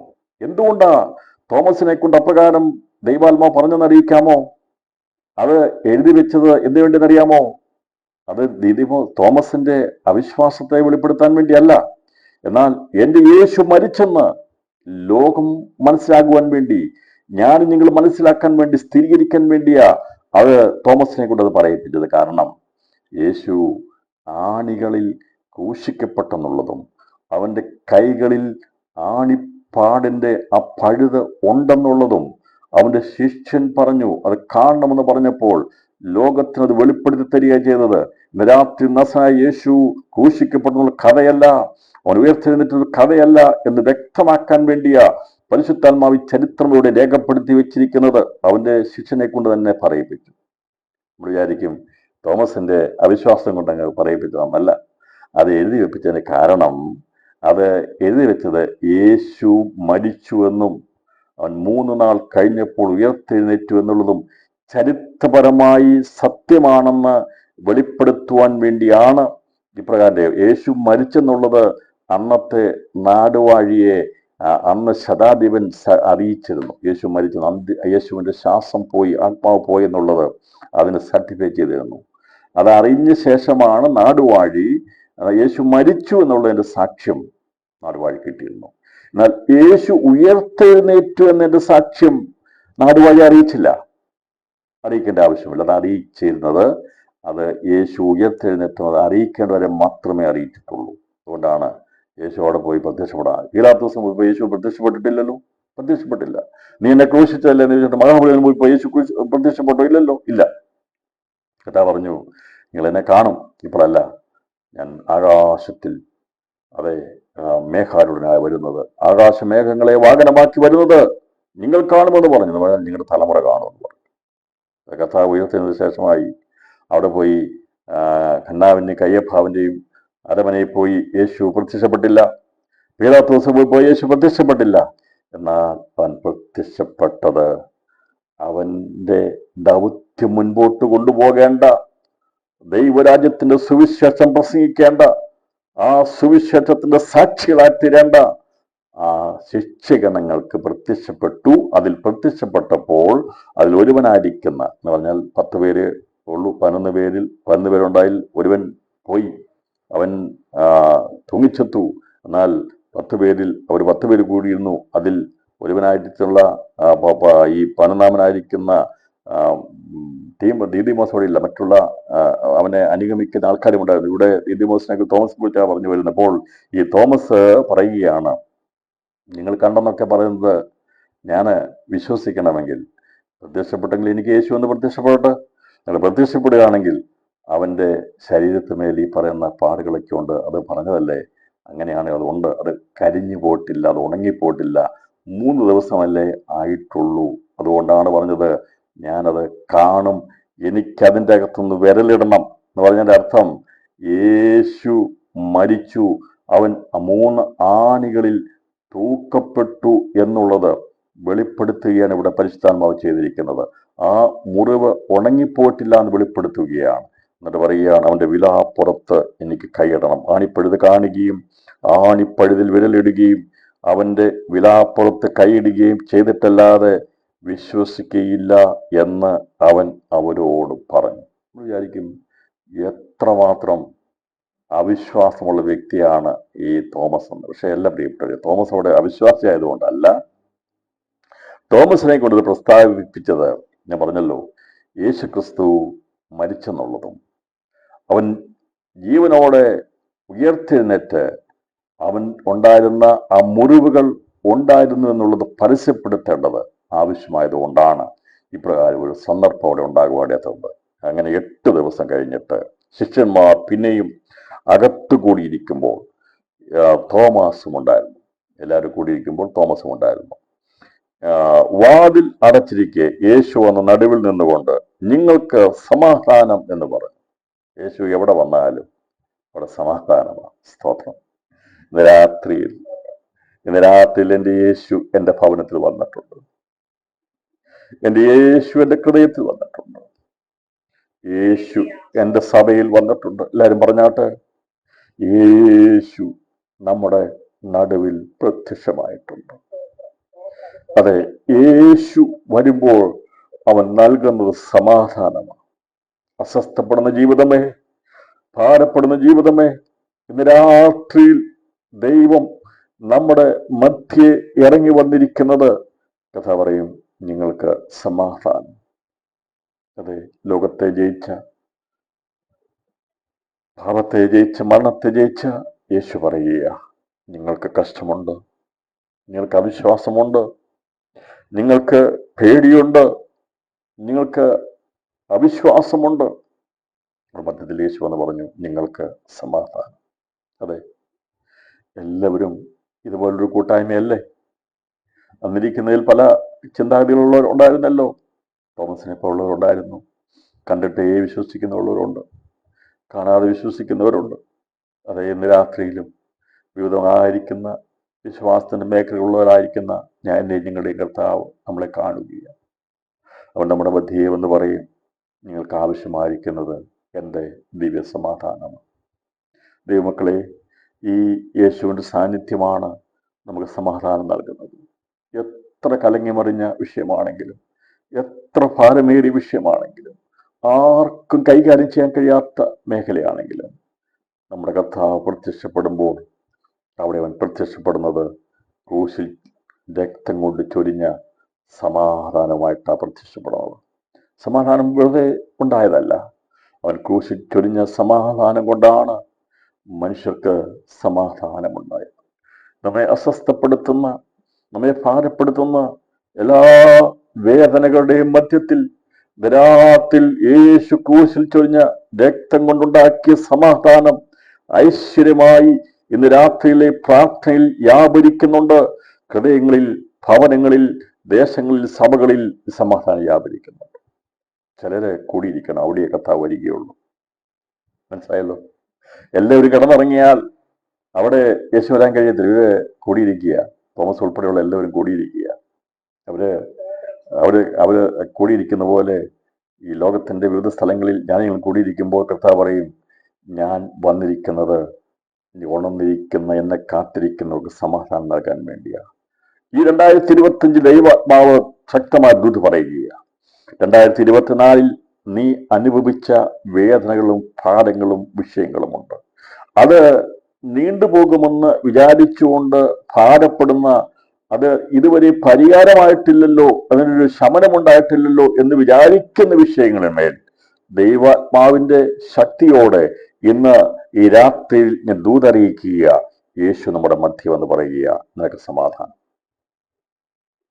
അതെ, നിന്റെ സംശയങ്ങൾ മാറ്റുവാൻ വേണ്ടി, എൻ്റെ സംശയങ്ങൾ മാറ്റാൻ വേണ്ടി കർത്താവ് വന്നു പറയുക സമാധാനം എന്ന് പറഞ്ഞതുപോലെ ഈ കർത്താവ് എവിടെ വന്നാലും അവിടെ സമാധാനമുണ്ട്. എത്രയോ സമാധാനമായിരിക്കുന്ന മേഖലകളിൽ ദൈവം നമുക്ക് സമാധാനം തന്നു അല്ലേ? നമ്മുടെ ക്രിസ്ത്യ ജീവിതം എത്ര സന്തോഷമാണ്. എല്ലാവരും ഒരുമിച്ച് കൂടി ഒന്ന് പാട്ട് പാടി ദൈവത്തിന് സന്ധ്യാപ്രാർത്ഥനയൊക്കെ പ്രാർത്ഥിച്ച് സമാധാനത്തിലുള്ള ആഹാരമൊക്കെ നമ്മൾ കഴിച്ച് കിടക്കുന്നത് എത്ര സമാധാനമാണ്. ക്രിസ്തുവുള്ള വീടിന പ്രത്യേകത, യേശുവുള്ള ഭവനത്തിൻ്റെ പ്രത്യേകതയാണ്. പലരും സമ്പത്തിൽ വളരെയധികമുള്ള അനവധി കുടുംബങ്ങളുണ്ട്. പരസ്പരം നോക്കാതെ, പരസ്പരം സംസാരിക്കാതെ കഴിഞ്ഞുകൂടുന്ന ധനാഠ്യന്മാർ അനവധി ആൾക്കാർ ലോകത്തിലുണ്ട്. പ്രിയപ്പെട്ടവരെ, വലിയ വീടുകളും വലിയ കൊട്ടാരങ്ങളും ബംഗ്ലാവുകളും ഒക്കെ കാണുമ്പോൾ വിചാരിക്കും അതുപോലെയൊക്കെ നാകണമെന്ന്. പക്ഷേ അതുപോലുള്ള ഭവനമൊക്കെ വാങ്ങിച്ചു, പക്ഷെ അതിൻ്റെ അകത്തുള്ള രീതി ഒന്നും വേണ്ട കേട്ടോ, ഒന്നുമെല്ലാം ആഗ്രഹിക്കരുത്.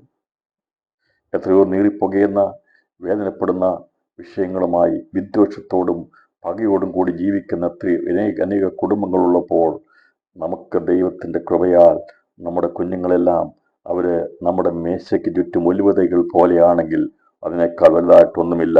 കരങ്ങൾ ഉയർത്തി ദൈവത്തിന് സ്തോത്രം ചെയ്യാം. അവർ മേശയ്ക്ക് ചുറ്റും ഒലിവതൈകൾ പോലെയാണ്. നീതിമാനായിരിക്കുന്ന ദൈവഭക്തനായിരിക്കുന്നവന്റെ ഭവനത്തെക്കുറിച്ച് ദൈവാത്മാവ് പറഞ്ഞിരിക്കുന്നത് അവിടെ ഒരുപക്ഷെ വലിയ സാധ്യഭോജ്യങ്ങളൊന്നും കാണത്തില്ലായിരിക്കും, പക്ഷേ ഒരുമിച്ച് കൂടി ആഹാരം കഴിക്കുന്നത് സമാധാനത്തോടെ ആയിരിക്കും. ആ ദൈവം തന്നിരിക്കുന്ന കൂട്ടായ്മയ്ക്ക് സ്തോത്രം ചെയ്യാൻ നമ്മൾ ഒരുമിച്ച് ഒരുപക്ഷെ പ്രാർത്ഥന കഴിഞ്ഞ് ഒരുമിച്ച് സന്തോഷത്തോടെ കഞ്ഞി കുടിക്കത്തില്ല. എന്ന് ഞങ്ങൾ പോയ കൂട്ടായ്മയിൽ കഞ്ഞി കുടിച്ചാൽ പോകുന്നത്, സന്തോഷത്തോടെ കഞ്ഞി കുടിച്ചാൽ പോകുന്നത്. അതിനകത്ത് സന്തോഷമുണ്ട്. അവിടെ വലിയ 5 കോഴ്സ് ഡിന്നറൊന്നും വേണ്ട. ദൈവമക്കൾ ഒരുമിച്ച് കൂടി കഞ്ഞി കുടിച്ച് പിരിയുമ്പോഴും അവിടെ ഒലിവതൈകൾ പോലെ സമാധാനത്തോടെ പിരിയുവാൻ കഴിയും. അത് ക്രിസ്തു തന്ന സമാധാനമാണ്. എന്നാൽ വലിയ വൻപൻ പാർട്ടികൾ നടത്തിയിട്ട് എത്രയോ സ്ഥലങ്ങളിൽ അടിപിടിയും വിഷയങ്ങളും ഭാരങ്ങളുമായി മാറിപ്പോകുമ്പോൾ ദൈവമക്കളെ, നമുക്ക് ദൈവം തന്നിരിക്കുന്ന സമാധാനത്തിനായി സ്തോത്രം ചെയ്യാം. ഇന്ന് രാത്രിയിൽ സമാധാനം വ്യാപരിക്കുന്ന ഭവനങ്ങൾക്കായി സ്തോത്രം ചെയ്യുന്നു. ഏതെങ്കിലും തലമുറ ദിവസങ്ങളിൽ ദൈവികമായ കൂട്ടായ്മയിൽ അകന്ന് നിൽക്കുന്നില്ല, അന്യപ്പെട്ടു നിൽക്കുന്നെങ്കിൽ, സമാധാനത്തിലേക്ക് വരുവാൻ കഴിയുന്നില്ലെങ്കിൽ, കർത്താവിന്റെ മേശയുടെ ഭാഗമായി തീരുവാൻ കഴിയുന്നില്ലെങ്കിൽ ദിവസങ്ങൾ പ്രാർത്ഥിക്കാം. ദൈവമായ കർത്താവിനെ കൂട്ടിച്ചേർക്കുമെന്നും ഞാൻ ആത്മാവിൽ ദൂതറിയിക്കും. 2025 ദൈവത്തിന്റെ ആത്മാവ് ഒരുമിച്ച് കർത്താവിന്റെ മേശയിൽ നിന്ന് പങ്കെടുക്കുവാൻ തക്ക കർത്താവ് താമസമെങ്കിൽ അതിനുള്ള വേദികൾ ഒരുക്കുമെന്നും ഞാൻ ആത്മാവിൽ ദൂതറിയിക്കുകയാണ്. യേശുവിടെ നടുവിൽ നിന്നുകൊണ്ട് നിങ്ങൾക്ക് സമാധാനം എന്ന് പറഞ്ഞു. പിന്നെ തോമസിനോട് നിന്റെ വിരൽ ഇങ്ങോട്ട് നീട്ടി. ഇവിടെ പ്രത്യേകം മനസ്സിലാക്കേണ്ടത്, യേശു ജനിച്ചപ്പോൾ ദൂതന്മാർ ഒരു പാട്ട് പാടി. എന്താ പാടിയെന്നറിയാമോ? എന്താ പാടിയത്? അവർ പാടിയത് സ്വർഗത്തിൽ യേശു ജനിച്ചപ്പോൾ പാടിയത് ഭൂമിയിൽ ദൈവപ്രസാദമുള്ളവർക്ക് സമാധാനം എന്ന് പറഞ്ഞു. അന്ന് അവർ പാടിയത് പ്രവചനാത്മാവിൽ പാടിയതാണ്. മനസ്സിലായത്? ഭൂമിയിൽ ദൈവപ്രസാദമുള്ളവർക്ക് അത്യുന്നതങ്ങളിൽ ദൈവത്തിന്റെ മഹത്വം, ഭൂമിയിൽ ദൈവപ്രസാദമുള്ളവർക്ക് സമാധാനം. അന്നവർ പാടിയത് സുവിശേഷമാണ്. ഈ ദൈവത്തിന്റെ പ്രസാദം ലഭിച്ച ശിഷ്യഗണങ്ങൾക്കാണ് സമാധാനം ദൈവം. ഞാൻ പറഞ്ഞല്ലോ, പീലാത്തോസിന്റെ അടുത്ത് പോയി സമാധാനം പറഞ്ഞില്ല, കന്നാവിന്റെയും കയ്യപ്പാവിന്റെ മുമ്പിൽ പോയി സമാധാനം പറഞ്ഞില്ല. ഭൂമിയിൽ ദൈവപ്രസാദം ലഭിച്ചവർക്ക് സമാധാനം എന്ന് പറഞ്ഞപ്പോൾ അന്ന് ദൂതന്മാർ പാടിയ ആ പാട്ട്, ഈ ശിശു ജനിച്ചത് ദൈവപ്രസാദം ലഭിക്കുന്ന ഒരു കൂട്ടത്തെ ദൈവം ഒഴിവാക്കിയെടുക്കും, അവർക്ക് സമാധാനം കൊടുക്കുന്നവരാണ്, ഈ സമാധാനത്തിന്റെ പ്രഭുവാണ് ജനിച്ചെന്നാണ് പറഞ്ഞത്. പ്രവചനത്തിൽ രേഖപ്പെടുത്തി വെച്ചിട്ടില്ലേ? അത്ഭുത മന്ത്രി, വീരനാം ദൈവം, നിത്യപിതാവ്, സമാധാനത്തിന്റെ പ്രഭുവെന്ന്. അപ്പോൾ സമാധാനത്തിന്റെ പ്രഭുവാകേണ്ടവനാ ശിശുവായി കിടക്കുന്നത്, ജനിച്ചിരിക്കുന്നത്. അവൻ പറഞ്ഞു, അത്യുന്നതങ്ങളിൽ ദൈവത്തിന് മഹത്വം, ആ ഭൂമിയിൽ ദൈവപ്രസാദമുള്ളവർക്ക് സമാധാനം എന്ന് പറഞ്ഞപ്പോൾ അന്ന് ദൈവപ്രസാദം ലഭിച്ചവരില്ലായിരുന്നു ഭൂമിയിൽ. ദൈവപ്രസാദം ഉണ്ടായത് യേശു കാൽവറിയിൽ രക്തം ചൊരിഞ്ഞ് പിതാവിനോട് നമ്മെ നിരപ്പിച്ചതിന് ശേഷമാണ് ദൈവത്തിന് പ്രസാദം മനുഷ്യവർഗത്തോട് തോന്നിയത്. ആ പ്രസാദം ലഭിച്ച ദൈവമക്കളുടെയിലാണ് യേശു സമാധാനത്തിന്റെ സന്ദേശം അറിയിച്ചത്. അതുകൊണ്ട് അന്ന് അവൻ ജനിച്ചു വീണത് ഒരു കുഞ്ഞായി ജനിച്ച് അവൻ വളർന്ന് കാൽവറിയിൽ മരിച്ചത് ദൈവപ്രസാദമുണ്ടാകാൻ വേണ്ടിയായിരുന്നു. അവന്റെ യാഗം മുഖാന്തരമാണ് ദൈവത്തിന് പ്രസാദം തോന്നിയത്. അല്ലേ? അതുകൊണ്ടാണ് ഇപ്പോൾ സുപ്രസാദ കാലം, ഇപ്പോൾ രക്ഷാ ദിവസം എന്ന് പിന്നീട് ഘോഷിക്കുവാൻ ഇടയാക്കുന്നതിന്റെ ചരിത്രം മനസ്സിലായോ? അതിന്റെ സന്ദർഭം മനസ്സിലായോ എന്താണെന്നുള്ളത്? സുപ്രസാദ കാലം ഇപ്പോഴാകുന്നു രക്ഷാ ദിവസം. എന്തുകൊണ്ടാ? 2000 വർഷം മുമ്പ് യേശുവിന്റെ വിലയേറിയ ജീവൻ പാപത്തിന് പരിഹാരമായി കാൽവറിയിൽ ഒഴുക്കിയത് കൊണ്ട് ആ രക്തത്തിൽ പിതാവാം ദൈവം എന്ത് ചെയ്തു? അവൻ പ്രസാദിച്ചു.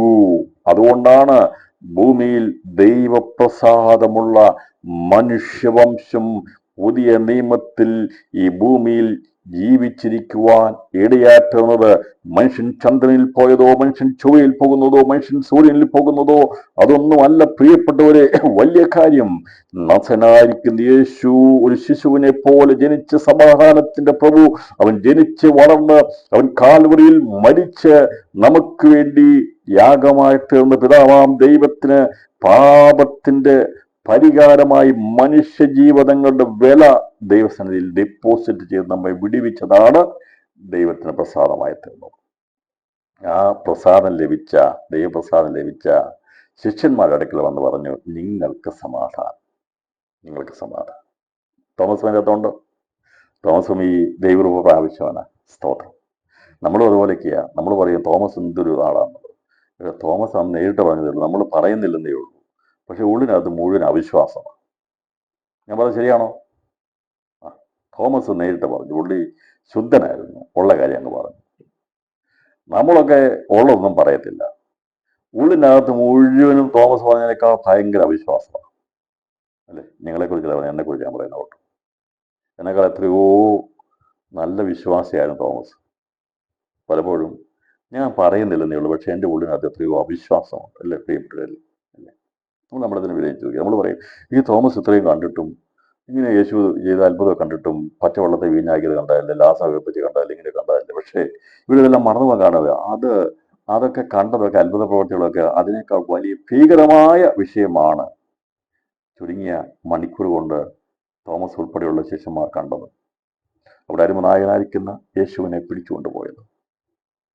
ഒരുത്തർക്കും ഒതുക്കാൻ കഴിയാത്ത കടലിനെയും കാറ്റിനെയും എല്ലാം ഒതുക്കിയ യേശു ഒരു കുഞ്ഞാടിനെ പോലെ കെട്ടപ്പെട്ടവനായി, അടിക്കപ്പെട്ടവനായി, തകർക്കപ്പെട്ടവനായി അവരുടെ മുമ്പിൽ നിന്നതിനായി പരിഹാസനായി തീർന്നു കഴിഞ്ഞപ്പോൾ, ജനമൊഴിയെല്ലാം ആർത്തുഘോഷിച്ചപ്പോൾ, യേശു നിസ്സഹനായി ബലഹീനായി തീർന്നപ്പോൾ എന്ന് ലോകം മനസ്സിലാക്കിയപ്പോൾ, അവനെ ക്രൂശിച്ചപ്പോൾ, അവരുടെ ജീവിതത്തിൽ അന്ന് വരെ കണ്ട സകല അത്ഭുതങ്ങളും മാഞ്ഞുപോയി, മറന്നുപോയി.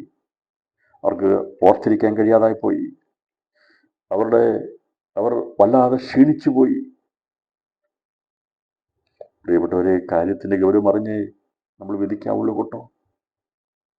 യേശുവിന്റെ കൂടെ ശിഷ്യന്മാർ അനുഭവിച്ച വേദന എത്രമാത്രം ഉണ്ടായെന്നറിയാമോ? ശരി, നമ്മൾ പറയും ഇതെല്ലാം കണ്ടിട്ടും ഇവരൊന്ന് അവിശ്വസിച്ചല്ലോ, ലാസർ ഉയർപ്പിച്ച് കണ്ടതല്ലേ. പക്ഷെ ലാസർ ഉയർത്തത് കണ്ടതെങ്കിൽ യേശു പിടിക്കപ്പെട്ടതും അടിക്കപ്പെട്ടതും അവനെ ഒരു കുറ്റവാളിയെ പോലെ, കൊടുംഭീകരനെ പോലെ അവർ കയ്യേറ്റം ചെയ്ത് കൊണ്ടുപോകുന്നത് ഇവർ കണ്ടപ്പോൾ, ലാസർ മരിച്ചത് ഉയർത്തതും പച്ചവെള്ളത്തെ വീഞ്ഞാക്കിയത് അഞ്ചപ്പത്തെ 5000 കൊണ്ട് പോഷിപ്പിച്ചതുമെല്ലാം ഇവർ വിസ്മരിച്ചു പോയി, മറന്നുപോയി. അങ്ങനെയല്ലേ? നമ്മളും അങ്ങനെയല്ലേ? വലിയൊരു കൊടിയ വേദന വരുമ്പോൾ എല്ലാം മറന്നുപോകും, ശക്തിയില്ലാതായിത്തീരും. ഇതാണ് യേശുവിന്റെ ശിഷ്യന്മാർക്കും അവനെ സ്നേഹിച്ചവർക്ക് സംഭവിച്ചത്. അതുകൊണ്ടാണ് അവർ വിശ്വസിക്കാതിരുന്നത്, അവർ മറന്നുപോയത്. അതാണ് സംഭവിച്ചത്. അത്രമാത്രം വേദന വലുതായി. അവരുടെ അന്ന് വരെ കണ്ട എല്ലാ കാര്യങ്ങളും മറന്നുപോയി. ഞാൻ വിചാരിക്കുന്നത് വാസ്തവത്തിൽ ഒരു സുബോധമില്ലാത്തവരെ പോലെയായി മാറി. എല്ലാം മറന്നുപോയി. അങ്ങനെയല്ലേ? വലിയ വേദന വന്നു കഴിയുമ്പോൾ, വലിയ ഭാരം വന്നു കഴിയുമ്പോൾ എല്ലാം മറന്നുപോകും. അന്ന് വരെ പ്രസംഗിച്ചതും അന്ന് വരെ പാടിയതും എല്ലാം മറന്നുപോകും. രാത്രിയിൽ ദൈവാത്മാവ് ചില ഹൃദയങ്ങളെ കാണുകയാണ്. വലിയ വേദനയിൽ, വലിയ ഭാരത്തിൽ, ദുഃഖത്തിലായിരിക്കുന്ന ജീവിതമേ, രാത്രി ദൈവാത്മാവ് പറയുക, നമ്മുടെ അവസ്ഥകൾ ദൈവത്തെ അറിയാം, നമ്മുടെ ഭാരത്തെ ദൈവത്തെ അറിയാം. എന്തിനറിയാതെ കുഴഞ്ഞു പോകുന്ന നിമിഷങ്ങളെ എൻ്റെ കർത്താവിനറിയാം. ശിഷ്യഗണങ്ങൾ, അവനെ സ്നേഹിച്ച മാർത്ത, മറിയ, മഗ്ദലക്കാരത്തി മറിയ, അവരൊക്കെ തുറക്കപ്പെട്ട കല്ലറ കണ്ടെങ്കിലും വിശ്വസിക്കാൻ കഴിയാതെ പോയത് അവർ അന്ന് വരെ കണ്ടതെല്ലാം മറന്നുപോയി. അവർ വിഷമിച്ച് ഭാരപ്പെട്ട് അവിടെ ഹൃദയത്തിൽ നിന്ന് അന്ന് വരെ കണ്ട എല്ലാ അത്ഭുതങ്ങളും അടയാളങ്ങളും വിസ്മരിക്കപ്പെട്ടു പോകുന്ന രീതിയിലുള്ള അതിവേദന ആ അസമാധാനം അവരെ ഗ്രസിച്ചിരുന്നു. ഇത് തിരിച്ചറിഞ്ഞാണ് യേശു പറഞ്ഞത്, നിങ്ങൾക്ക് സമാധാനം. ഇന്ന് രാത്രിയിലും ആ ക്രിസ്തുവിൻ്റെ ആ വചനത്തിൻ്റെ സമാധാനം നമ്മുടെ ഹൃദയങ്ങളിലേക്ക് ദൈവം നൽകുക. നാം സന്തോഷത്തോടെ ആരാധിച്ച ദിവസങ്ങളുണ്ട്, നാം സാക്ഷ്യം പറഞ്ഞ ദിവസങ്ങളുണ്ട്, നാം വലിയധികം അനുഗ്രഹം പ്രാപിച്ച നമ്മുടെ ദിവസങ്ങളുണ്ട് പ്രിയപ്പെട്ടവർ. എന്നാൽ അതെല്ലാം മറന്നു പോകുന്നതാണ്. ഒരു വേദന വരുമ്പോൾ, ഭാരം വരുമ്പോൾ, വിഷമം വരുമ്പോൾ അതെല്ലാം അലിഞ്ഞു പോകും, ഓർക്കുവാൻ കഴിയത്തില്ല. എന്നാൽ ആ സമയത്ത് കൈവിടാത്ത ദൈവത്തിൻ്റെ സ്നേഹം നമ്മെ തേടി വരും. അവിടെ ഇടയിൽ വന്ന് യേശു പറഞ്ഞു, നിങ്ങൾക്ക് സമാധാനം. എന്നിട്ട് തോമസേ, നീ ഇവരോട് പറയുന്നതൊക്കെ ഞാൻ കേട്ടു. കാരണം നീ അത് പറയണം, കാരണം അത് എഴുതി വെക്കണം, രേഖപ്പെടുത്തണം. എൻ്റെ ദേഹത്ത് മുറിവുണ്ടെന്നുള്ളത് ലോകം മനസ്സിലാക്കണം. നിന്നെ കൊണ്ട് തന്നെ അത് പറയിപ്പിക്കണം. കാരണം അത് വെറുതെ എഴുതി വെക്കുന്നതല്ല, വേണം. കാരണം അത് വിശ്വസിക്കത്തക്കതാകണം. മനുഷ്യപാവങ്ങൾക്ക് വേണ്ടി ഞാൻ കുത്തിത്തുളയ്ക്കപ്പെട്ടു എന്നുള്ളതും എൻ്റെ കൈകാലുകളിൽ ആണി അടിച്ചിറക്കി എന്നുള്ളതും അതെ ലോകം മനസ്സിലാക്കണം. അതിലേക്ക് നോക്കി അനേകം രക്ഷപ്പെടാനുള്ളതാ. ഈ തുറക്കപ്പെട്ട വിലാപ്പുറം വെറുതെയല്ല കേട്ടോ. ഈ മുറിവേറ്റ കൈകളിൽ ആണിപ്പാഴേറ്റത് വെറുതെയല്ല കേട്ടോ. രാത്രിയിൽ ആ ആണിപ്പാടിലേക്ക് നോക്കുമ്പോൾ എൻ്റെ നിങ്ങളുടെയും രക്ഷയ്ക്കുള്ള വഴി അതിലുണ്ട്. യേശുവിന്റെ വിലാപ്പുറത്തോടെ നോക്കിയാൽ നമുക്ക് കാണാൻ സാധിക്കുന്നത് സ്വർഗ്ഗസിംഹാസനത്തിലേക്കുള്ള വഴിയാണ്. ഇന്ന് രാത്രി അവന്റെ കൈകളിലൂടെ നോക്കിയാൽ ലോകത്ത് ജീവിക്കാനുള്ള വഴികൾ ദൈവം തുറക്കപ്പെട്ടിട്ടുണ്ട്. അവന്റെ വിലാപ്പുറത്തോടെ നോക്കിയാൽ അവന്റെ ഹൃദയത്തിൽ നമുക്ക് കാണാൻ സാധിക്കുന്നത് അനാദിയിൽ നമുക്ക് വേണ്ടി കരുതി വെച്ചിരുന്ന സ്വർഗ്ഗസിംഹാസനമാണ്. എത്ര പേർക്ക് അത് കണ്ടെത്തുവാൻ കഴിയും? ആ വിലാപ്പുറത്തോടെ ഇന്ന് രാത്രി നമുക്ക് വേണ്ടി തുറക്കപ്പെട്ടത് അവന്റെ ഹൃദയത്തോടെ നമുക്ക് വേണ്ടി തുറക്കപ്പെട്ട വഴിയാണ്. ആ വഴി സ്വർഗത്തിൽ നമുക്ക് വേണ്ടി ഒരിക്കലും സിംഹാസനം ഉണ്ടായിരുന്നു. അതിൽ ഞാൻ നിങ്ങളും എത്തണമെങ്കിൽ അവന്റെ ഹൃദയത്തിന്റെ അകത്തേക്കുള്ള വഴി തുറക്കപ്പെടണമായിരുന്നു. വിലാപ്പുറം കുത്തി തുളയ്ക്കപ്പെട്ടു. കർത്താവിന്റെ കൈകാലുകൾ തുളയ്ക്കപ്പെട്ടു. നമുക്ക് വേണ്ടി വഴി തുറന്നു തന്നതാണ്. അനാദിയിൽ ദൈവത്തിന്റെ പദ്ധതിയായിരുന്നു അവനോടുകൂടി ഇരിക്കുന്ന ഒരു കൂട്ടം ദൈവമക്കൾ. അവരെ അവിടെ എത്തിക്കാൻ വേണ്ടിയുള്ള ആ പദ്ധതിയുടെ ഭാഗമായിട്ടാ യേശു തകർക്കപ്പെട്ടത്, കുത്തിത്തുളയ്ക്കപ്പെട്ടത്. അവൻ പറഞ്ഞു, നീ ഇങ്ങോട്ട് കൈ നീട്ട്,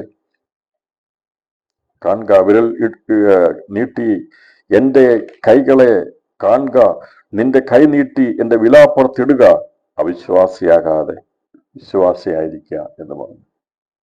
യേശുവോട് പറഞ്ഞില്ല, നീ ഇനി ഒരിക്കലും എന്നെ വിശ്വസിക്കത്തില്ല എന്ന് പറഞ്ഞ് അവനെ ശാസിച്ചില്ല.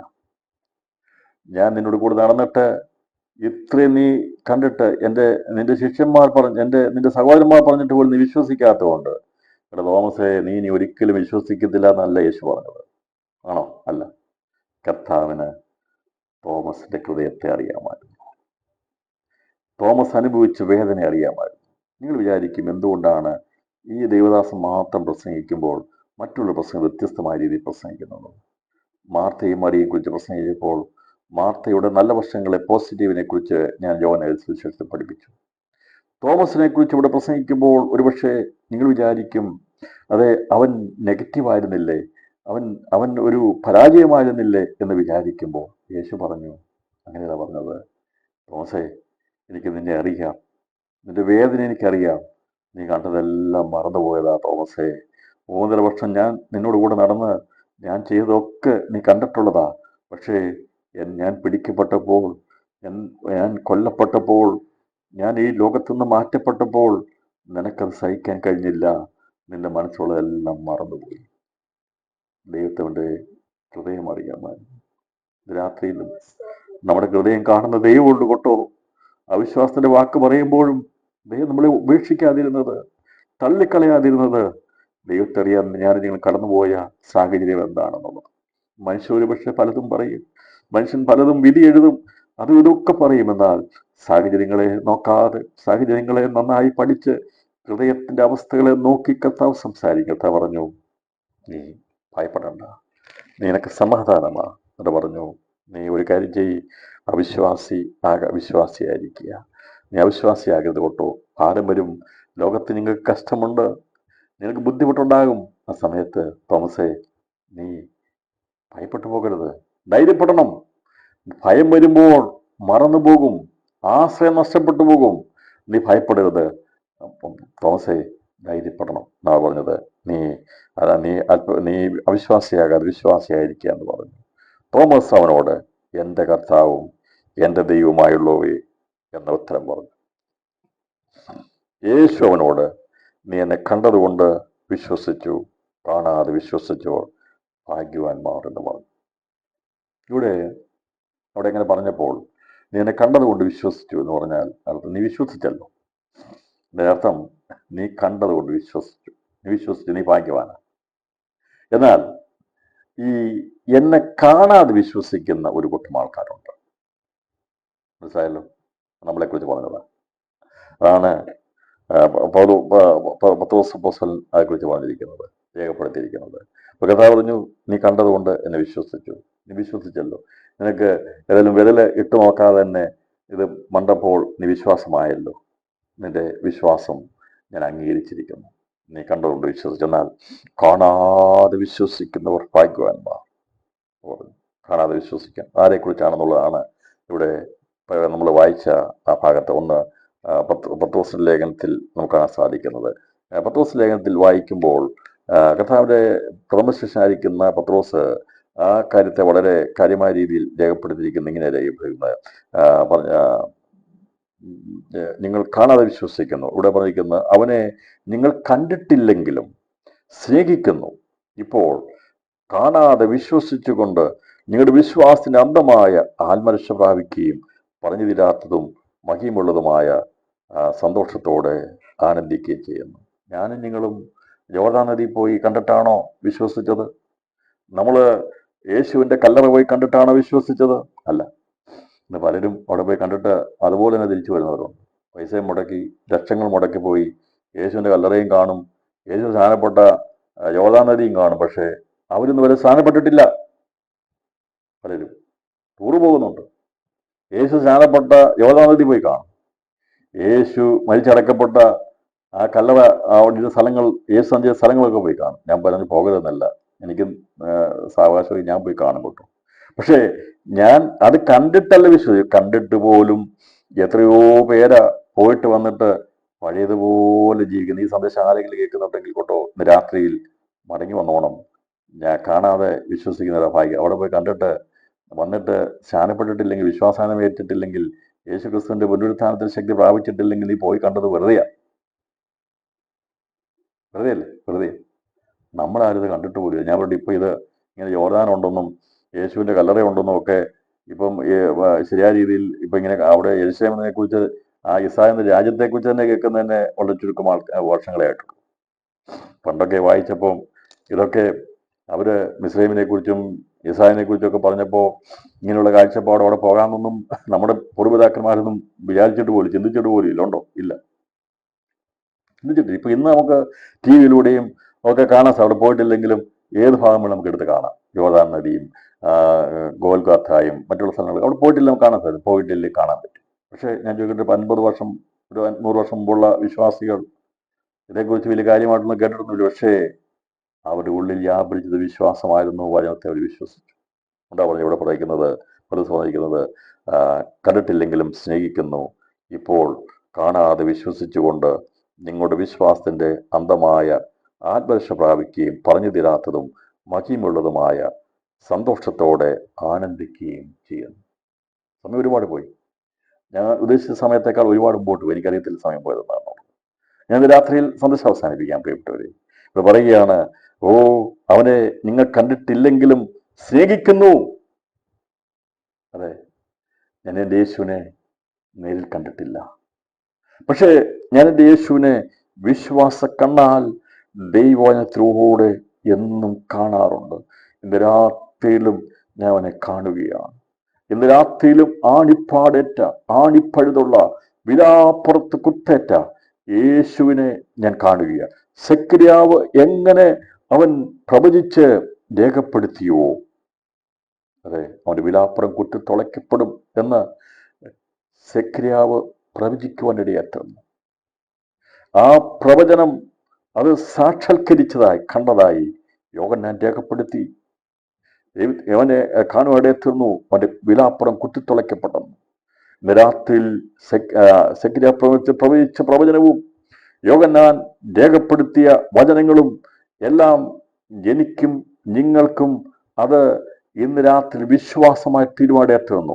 ദൈവത്തിന്റെ ആത്മാവ് വന്നു കഴിഞ്ഞപ്പോൾ കഥ പറഞ്ഞു, ഞാൻ ലോകത്തെ ജയിച്ചിരിക്കുന്നു. നിങ്ങൾ ജയിക്കുവാൻ വേണ്ടി, അതെ, നിങ്ങളിൽ വിശ്വാസം വർദ്ധിപ്പിക്കാൻ പോകുക. യേശുവിന്റെ വചനം നമ്മുടെ ഉള്ളിലേക്ക് വരുമ്പോൾ നമ്മുടെ ജീവിതത്തിലെ വിശ്വാസം വർദ്ധിക്കും. അതുകൊണ്ടാണ് ഇവിടെ പറയുന്നത്, അവനെ നിങ്ങൾ കണ്ടിട്ടില്ലെങ്കിലും സ്നേഹിക്കുന്നു. ഇപ്പോൾ കാണാതെ വിശ്വസിച്ചുകൊണ്ട് ഇപ്പോൾ നമ്മൾ യേശുവിനെ സ്നേഹിക്കുന്നു. എന്തുകൊണ്ടാണ് സ്നേഹിക്കുന്നത്? കണ്ടിട്ടില്ലെങ്കിലും സ്നേഹിക്കുന്നു. ഇതിനകത്ത് എത്ര പേർക്ക് യേശുവിനെ സ്നേഹിക്കാൻ കഴിയും? അത് നമ്മൾ കണ്ടിട്ടില്ല, കാണാതെ സ്നേഹിക്കുക. നിങ്ങൾ കണ്ടിട്ടുണ്ടെങ്കിൽ സന്തോഷം. യേശുവിനെ ആരെങ്കിലും ദർശനത്തിലോ സ്വപ്നത്തിലോ കണ്ടിട്ടുണ്ടെങ്കിൽ സന്തോഷം. ഞാനിതുവരെ യേശുവിനെ സ്വപ്നത്തിലോ ദർശനത്തിലോ കണ്ടിട്ടില്ല പ്രിയപ്പെട്ടവരെ, എനിക്ക് അറിയത്തില്ല. എന്നാൽ ഞാനൊന്ന് വിശ്വസിക്കുന്നു. ഞാൻ വചനത്തിലൂടെ ഒരു രൂപം എനിക്ക് മനസ്സിലാകുന്നുണ്ട്. അത് ആരുടെയും ചിത്രകാരന്മാർ വരച്ചു വെച്ചിരിക്കുന്ന രീതിയല്ല. ദൈവത്തിലൂടെ നമുക്ക് നമ്മുടെ കർത്താവിനെ കാണുവാൻ കഴിയും. അവൻ നമുക്ക് സമതുല്യനായ, അവൻ നമുക്ക് വേണ്ടി നമ്മൾക്ക് വേണ്ടി കഷ്ടം സഹിച്ചവനാ. നമുക്ക് തുല്യമായി പാപമൊഴിയെ കഷ്ടം സഹിച്ചവനാ. അവൻ കഷ്ടാനുഭവങ്ങളെ തികഞ്ഞവനായി തീർന്നവനാ. അവൻ പറഞ്ഞു, നിങ്ങൾക്ക് കഷ്ടമുണ്ട്, ലോകത്തിൽ നിങ്ങൾക്ക് കഷ്ടമുണ്ട്, എങ്കിലും നിങ്ങൾ ധൈര്യപ്പെടുവീ എന്ന് പറഞ്ഞിട്ടുണ്ടെങ്കിൽ പൗലോസ് രേഖപ്പെടുത്തിയിരിക്കുന്ന ആ വചനം കൂടി വായിച്ച് ഞാനിന്ന് രാത്രിയിൽ ഈ സന്ദേശം അവസാനിപ്പിക്കാം. എന്താണ് ലോകത്തിൽ മനുഷ്യർക്കുണ്ടാകുന്ന, ദൈവമക്കൾക്കുണ്ടാകുന്ന കഷ്ടതകൾ, അതിന്റെ ആധിക്യം എന്തൊക്കെയാണെന്ന് പറഞ്ഞിട്ട് പരാജയപ്പെടുവാനുള്ള ദൂതല്ല അവൻ രേഖപ്പെടുത്തിയിരിക്കുന്നത്. നിലനിൽക്കുവാൻ, വിശ്വാസം മുന്നോട്ട് പോകുവാനുള്ള ധൈര്യത്തിന്റെ വാക്കുകളെയാണ് അവിടെ രേഖപ്പെടുത്തി വെച്ചിരിക്കുന്നതായിട്ട് നമുക്ക് കാണാൻ സാധിക്കുന്നത്. 4-ാം അധ്യായം 2 കൊരിന്ത്യർ 4-ാം അധ്യായത്തിന്റെ ഒന്നുമുള്ള വാക്യങ്ങൾ ഞാനത് മുഴുവൻ വായിക്കുന്നില്ല. ഇവിടെ പറഞ്ഞിരിക്കുന്നത്, അതുകൊണ്ട് ഞങ്ങൾക്ക് കരുണ ലഭിച്ചിട്ട് ഈ ശുശ്രൂഷ ഉണ്ടാകിയാൽ ഞങ്ങൾ അധൈര്യപ്പെടാതെ ഇപ്പോൾ കർത്താവ് പറഞ്ഞു, നിങ്ങൾ ധൈര്യപ്പെടണം എന്ന് പറയാണ്. അതുകൊണ്ട് ഞങ്ങൾക്ക് കരുണ ലഭിച്ചിട്ട് ശുശ്രൂഷ ഉണ്ടാകിയാൽ, ദൈവമക്കളെ, ശുശ്രൂഷക്കാരെ, നമ്മുടെ ജീവിതത്തിൽ കഷ്ടങ്ങൾ വരുമ്പോൾ, പ്രയാസങ്ങൾ വരുമ്പോൾ അധൈര്യപ്പെട്ടു പോകരുത് എന്നാണ് ഇവിടെ രേഖപ്പെടുത്തിയിരിക്കുന്നുണ്ട്. അതിനെ കുറിച്ചുള്ള കാര്യങ്ങൾ ഞാൻ മുഴുവൻ വായിക്കുന്നില്ല. അത് ദൈവപ്രതിമയായിരിക്കുന്ന ക്രിസ്തുവിന്റെ സുവിശേഷം മറച്ചു വയ്ക്കുന്ന പൈശാചക്തികളുണ്ട്, കൂട്ടിച്ചേർക്കുന്ന അനേകരുണ്ട്, ഉപായം പ്രയോഗിക്കുന്നുണ്ട്. ഇതിന്റെ മധ്യത്തിൽ ദൈവത്തിന്റെ യഥാർത്ഥമായ ശുശ്രൂഷക്കാർ, അവർ ദൈവത്തിന്റെ വചനത്തെ അതുപോലെ തന്നെ പ്രസംഗിക്കും, സത്യത്തെ വെളിപ്പെടുത്തുന്നവരാണ്. അവർ ദൈവത്തെ സ്നേഹിക്കുന്നവരാ. ദൈവത്തെ സ്നേഹിക്കുന്നവർ വള്ളിപുള്ളി തെറ്റാതെ ദൈവവചനത്തെ അനുസരിക്കുന്നവരാ. എന്റെയും നിങ്ങളുടെ സ്വാർത്ഥ താല്പര്യങ്ങൾക്ക് വേണ്ടി, ഇഷ്ടങ്ങൾക്ക് വേണ്ടി ഒരിക്കലും വചനത്തെ ഒടിക്കത്തില്ല. ദൈവത്തെ സ്നേഹിക്കുന്നവർ വചനം അതുപോലെ തന്നെ അംഗീകരിക്കുന്നവരാ. അപ്പോൾ എന്നിട്ട് പറയുകയാണ്, എൻ്റെ 4-ാം അധ്യായത്തിന്റെ 7 മുതലുള്ള വാക്യങ്ങൾ വായിച്ച് അവസാനിപ്പിക്കുക. പറയുന്നത്, എങ്കിലും ഈ അത്യന്ത ശക്തി ഞങ്ങളുടെ സ്വന്തമെന്നല്ല, ദൈവത്തിന്റെ ദാനമത്രേ. പൗലോസ് പറഞ്ഞു തീരാത്ത ദാനം നിമിത്തം ദൈവത്തിന് സ്തോത്രം. യേശുക്രിസ്തു ആകുന്ന സമാധാനത്തിന്റെ പ്രഭു സമാധാനം നൽകി നമ്മെ രക്ഷിച്ചു. ആ അനന്തമായിരിക്കുന്ന നിത്യജീവനെ ദൈവം നമുക്ക് തന്നു. നാം രക്ഷയുടെ അനുഭവത്തിലേക്ക് വന്നു. അവൻ നമ്മുടെ ഉള്ളിൽ വന്നത് മുഖാന്തരമായി ദൈവത്തിന്റെ രക്ഷ നമ്മൾ പ്രാപിച്ചപ്പോൾ നമ്മളിലേക്ക് തന്റെ ദാനമായിരിക്കുന്ന പരിശുദ്ധാത്മാവിനെ തന്നിരിക്കുന്നത് നാം അധൈര്യപ്പെട്ടു പോകാതിരിക്കാൻ വേണ്ടിയാ, ധൈര്യത്തോടെ നിൽക്കാൻ വേണ്ടിയാ. വചനമാകുന്ന ക്രിസ്തുവും ദൈവത്തിന്റെ പരിശുദ്ധാത്മാവും നമ്മിൽ വ്യാപരിക്കുന്നത് പിതാവാം ദൈവത്തിൽ ശക്തിപ്പെട്ടുകൊണ്ട് ദിവസങ്ങളിൽ മുന്നേറാൻ വേണ്ടിയുള്ള ദൈവിക തൃത്വത്തിന്റെ ശക്തി ദൈവമക്കളിൽ വ്യാപരിച്ചുകൊണ്ടിരിക്കുക. വചനത്തിന്റെ ശക്തിയും ജീവന്റെ ശക്തിയും ദൈവത്തിന്റെ ആത്മാവിന്റെ ശക്തിയും നമ്മൾ വ്യാപരിച്ചു കഴിയുമ്പോഴാണ് നമുക്ക് നിലനിൽക്കാൻ കഴിയും. അതുകൊണ്ടാണ് പറയുന്നത്, ദൈവത്തിന്റെ ദാനമത്ര എന്ന് വരേണ്ടതിന് ഈ നിക്ഷേപം ഞങ്ങൾക്ക് മൺപാത്രങ്ങളാകുന്നു ഉള്ളത്. ഞങ്ങൾ സകല വിധത്തിലും കഷ്ടം സഹിക്കുന്നവർ എങ്കിലും, എല്ലാവരും പറയണം, ഇടുങ്ങിയിരിക്കുന്നില്ല.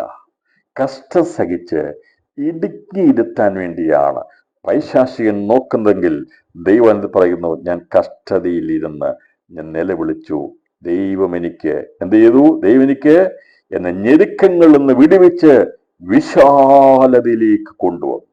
പറയുകയാണ്, ഞങ്ങൾ സകല വിധത്തിലും കഷ്ടം സഹിക്കുന്നുവെങ്കിലും ഇടുങ്ങിയിരിക്കുന്നില്ല. ഇന്ന് രാത്രി ആരെങ്കിലും ഇടുങ്ങിയിരിക്കുന്നുണ്ടെങ്കിൽ ഈ ദൈവത്തിന്റെ വചനം വ്യാപരിക്കണം. ഞാൻ ഇനി ഇല്ല, ഇനി അങ്ങോട്ടില്ല, ഇനി മീറ്റിങ്ങിനില്ല, ഇനി ഞാൻ പ്രവർത്തനത്തിനില്ല, ഇനി എന്നെ കൊണ്ട് പറ്റത്തില്ല എന്ന് പറഞ്ഞുകൊണ്ട് കഷ്ടം സഹിച്ചിരിക്കുന്ന ആരെങ്കിലും ഈ സന്ദേശം കേൾക്കുന്നെങ്കിൽ ദൈവത്തിന്റെ ആത്മാവ് ശക്തിപ്പെടുത്തുക. പൗലോസ് പറയുക, ഈ അത്യന്ത ശക്തി മൺകൂടാരങ്ങളിൽ പകർന്നിരിക്കുന്നത് ലോകത്തിന്റെ സകല ശക്തികളും നമ്മളെ ഞെരുക്കി ഇല്ലാതാക്കാൻ ശ്രമിക്കുമ്പോൾ അകത്ത് മൺപാത്രങ്ങളിൽ പകർന്നിരിക്കുന്ന ശക്തി നമ്മളെ വിശാലതയിലേക്ക് കൊണ്ടുവരും. പറയുക, ഞങ്ങൾ ഇടുങ്ങിയിരിക്കുന്നില്ല. എല്ലാവരും കരം ഉയർത്തി ദൈവത്തിന് സ്തോത്രം ചെയ്താട്ട്. അതെ, കഷ്ടം സഹിക്കുന്നുവെങ്കിലും ഇടുങ്ങിയിരിക്കുന്നില്ല. ഈ 2025 പ്രാരംഭ മാസത്തിൽ പറയണം, അതെ, ഞങ്ങൾ ഇടുങ്ങിയിരിക്കാനുള്ളവരല്ല, ഞങ്ങൾ വിശാലതയിൽ നടക്കാനുള്ളവരാ. ദൈവത്തിന്റെ വചനം അനുസരിക്കുന്ന നിങ്ങൾ നമ്മുടെ തലമുറകൾ ഇടുങ്ങിയിരിക്കാനല്ല, ഒരു മേഖലയിൽ ഒടുങ്ങിയിരിക്കാനല്ല, സാമ്പത്തികമായി ഇടുങ്ങിയിരിക്കുവാനല്ല, ആത്മീയത്തിൽ ഇടുങ്ങിയിരിക്കുവാനല്ല, ആരോഗ്യത്തിൽ ഇടുങ്ങിയിരിക്കുവാനല്ല. ശത്രു ഞെരുക്കി വെച്ചിരിക്കുന്ന ഞെരുക്കങ്ങൾ അതിനെ ഇന്ന് രാത്രിയിലെ പ്രാർത്ഥന മുഖാന്തരം വിശാലമാക്കുകയാണ്. ദൈവത്തിന്റെ വചനത്താൽ വിശ്വാസത്താൽ രാത്രി പറഞ്ഞാട്ട്, ഞങ്ങൾ സകല വിധത്തിലും കഷ്ടം സഹിക്കുന്നുവെങ്കിലും ഇടുങ്ങിയിരിക്കുന്നില്ല. കാരണം ഞങ്ങളുടെ അകത്തൊരു ശക്തി വ്യാപരിക്കുന്നുണ്ട്. പ്രാർത്ഥിക്കുന്നവന്റെ, ആരാധിക്കുന്നവന്റെ, ദൈവമക്കളുടെ അകത്ത് വ്യാപരിക്കുന്ന ശക്തിയെ ഞെരുക്കുവാൻ രോഗമേ നിനക്ക് കഴിയത്തില്ല, കടഭാരമേ നിനക്ക് കഴിയത്തില്ല. ഇന്ന് രാത്രിയിൽ ഞങ്ങളെ ഞെരുക്കുന്ന ഒരു കഷ്ടങ്ങൾക്കും ഞങ്ങളെ ഒതുക്കുവാൻ കഴിയത്തില്ല. അതുകൊണ്ടാണ് പറയുന്നത്, ഞങ്ങൾ ഇടുങ്ങിയിരിക്കുന്നില്ല. ബുദ്ധിമുട്ടുള്ളവർ എങ്കിലും നിരാശപ്പെടുന്നില്ല. രാത്രിയിൽ ദൈവം നമ്മളോട് സംസാരിക്കുക, ബുദ്ധിമുട്ടുള്ളവർ എങ്കിലും നിരാശപ്പെടുന്നില്ല. അതെ, സാമ്പത്തിക വിഷയങ്ങളിൽ, കുഞ്ഞുങ്ങളോടുള്ള വിഷയങ്ങളിൽ, അതെ, മറ്റുള്ള പല വിഷയങ്ങളിൽ എന്ത് ചെയ്യണമെന്നറിയാതെ ബുദ്ധിമുട്ട് അനുഭവിക്കുന്നവരുണ്ട്. പല കാരണങ്ങളാൽ പല വിഷയങ്ങളിൽ ബുദ്ധിമുട്ടുന്നവരുണ്ട്. ദൈവാത്മാ പറയുക, അതെ, കഥ പറയുക, നിരാശപ്പെടണ്ട, ഞാൻ വഴി തുറക്കും. ദൈവം പ്രത്യാശയുടെ ദൈവമാണ്. നമ്മെ വിളിച്ച് അവന്റെ പാതയിലേക്ക് കൊണ്ടുവന്ന കർത്താവ്. നാം അവിടെ എത്തോളം വേണ്ടിയത് നമുക്ക് വേണ്ടി സ്വർഗത്തിൽ കരുതിയിട്ടുണ്ട് കൊണ്ടു. രാത്രിയിൽ മന്ന കരുതിയ ദൈവമാ മരുഭൂമിയിൽ അവരെ വിളിച്ചിറക്കിയതെങ്കിൽ നമുക്ക് വേണ്ടി, നമ്മുടെ തലമുറയ്ക്ക് വേണ്ടിയുള്ളത് ദൈവമായ കർത്താവ് കരുതിയിട്ടുണ്ട്. കരമുയർത്തി സ്തോത്രം ചെയ്ത ദിവസങ്ങൾ പ്രാപിച്ചാട്ട് ബുദ്ധിമുട്ടുവർ എന്ന് പറയെങ്കിലും നിരാശപ്പെടുന്നില്ല. കരമുയർത്തി ദൈവത്തിന് സ്തോത്രം ചെയ്യണം. അതെ, ഇന്ന് രാത്രി ഒരു വിടുതൽ സംഭവിക്കാൻ പോകുക, ദൈവാത്മാവിൽ ശക്തി വ്യാപരിക്കാൻ പോകുക. കഷ്ടം സഹിക്കുന്നവരെങ്കിലും ഇടുങ്ങിയിരിക്കരുത്.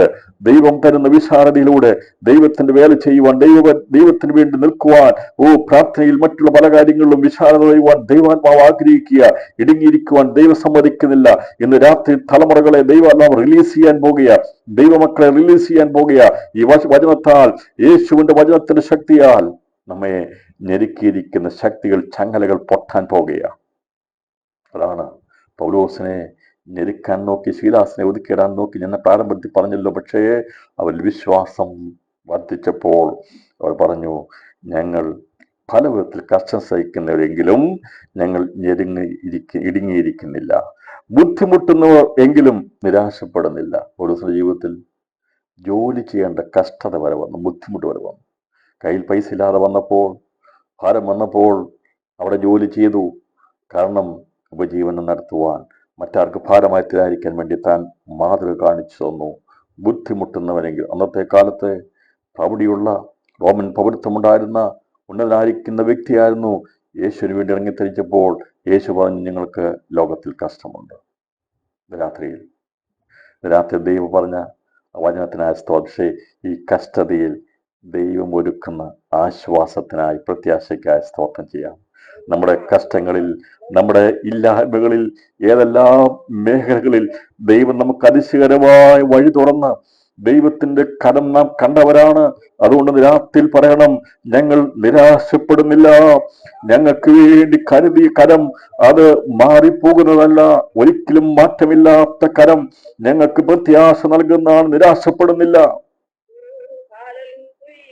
ഡകാബല, ഡകാദാബല, വശന്തര. നിരാശപ്പെടുവാനല്ല, പ്രത്യാശയാൽ ദൈവത്തിന്റെ കരം കാണാൻ പോകുക, ദൈവപ്രവൃത്തി വെളിപ്പെടാൻ പോകുക. ബുദ്ധിമുട്ടുന്ന ജീവിതങ്ങൾ, സാമ്പത്തിക ഞെരുക്കം അനുഭവിക്കുന്ന ബുദ്ധിമുട്ടുകൾ പ്രിയപ്പെട്ടവർ, ഇന്ന് രാത്രിയിലെ പ്രാർത്ഥന മുഖാന്തരമായി ദൈവ ആത്മാവ് ഞാൻ വിളിച്ചു പറയുക, ദൈവത്തിന്റെ വലിയ പ്രവൃത്തി നമുക്ക് വേണ്ടി ദൈവം കരുതി വെച്ചിരിക്കുന്നത് വെളിപ്പെടാൻ പോകുകയാണ്. കഴിഞ്ഞ നാളുകളിൽ നീ കണ്ടിട്ടില്ലേ, ഞാൻ നിങ്ങൾ കണ്ടിട്ടില്ലേ, ദൈവം കരുതത് പ്രാപിച്ചിട്ടില്ലേ, ദൈവത്തിന് സ്തോത്രം ചെയ്തിട്ടില്ലേ? ദൈവം നമുക്ക് തന്ന എല്ലാ പ്രത്യാശയ്ക്കായി സ്തോത്രം ചെയ്യാം. അതേ ദൈവത്തിന്റെ കരം ദിവസങ്ങളിൽ നമുക്ക് വേണ്ടി, അതെ ദൈവത്തിന്റെ കരം നമുക്ക് വേണ്ടി ഈ തുറന്നിരിക്കുക. അത് പ്രാപിച്ചെടുക്കുവാൻ ഈ രാത്രിയിലെ പ്രാർത്ഥന മുഖാന്തരമായി തീരട്ടെ. ഞങ്ങൾ നിരാശപ്പെടുന്നില്ല, നിരാശയുടെ വാക്കുകളല്ല. ദൈവം എനിക്ക് വേണ്ടി പ്രവർത്തിക്കും, എന്റെ തലമുറയ്ക്ക് വേണ്ടി പ്രവർത്തിക്കും. ദിവസങ്ങൾ ബുദ്ധിമുട്ടെല്ലാം മാറുമെന്ന് എല്ലാവരും പറഞ്ഞാട്ടെ. അതെ, നമ്മുടെ സകല ബുദ്ധിമുട്ടുകളെയും തന്റെ ധനത്തിന് മകത്തും തൊക്കവണ്ണം നമ്മുടെ കർത്താവ് ചെയ്തു തരും, തീർത്തു തരുമെന്നാണ് ഫിലിപ്പിയർക്കെതിരെ പറയുന്നത്. ഇങ്ങനെ പറഞ്ഞിരിക്കുന്നത്. അതെ, ആ വചനം ഇന്ന് എന്നിൽ വ്യാപരിക്കുന്നു, എന്റെ കുടുംബത്തിൽ ഞാൻ തലമുറയിൽ വ്യാപരിക്കുന്നു. അതെ, പ്രാരംഭത്തിൽ ഞാൻ പ്രാർത്ഥന വിഷയങ്ങളൊക്കെ പറഞ്ഞല്ലോ. അതെ, ഇന്ന് രാത്രിയിൽ വിടുതലായി അത് വചനം വ്യാപരിക്കുവാൻ വേണ്ടി എല്ലാവരും ഒരുമിച്ച് പ്രാർത്ഥിച്ചാട്ട്, ദൈവത്തെ മഹത്വപ്പെടുത്തിയാട്ട്, ഈ സന്ദേശം കേൾക്കുന്ന ആരെല്ലാം കേൾക്കുന്നു അവരുടെ ജീവിതത്തിൽ വിടുതലായി പരിണമിക്കുവാൻ, മാറ്റി സന്തോഷം പൊടിപ്പിക്കുന്ന സന്ദേശമായി ദൈവാത്മാവ് വ്യാപരിക്കുന്നതിനായി സ്തോത്രം ചെയ്യുന്നു. ഇത് പറയുകയാണ്,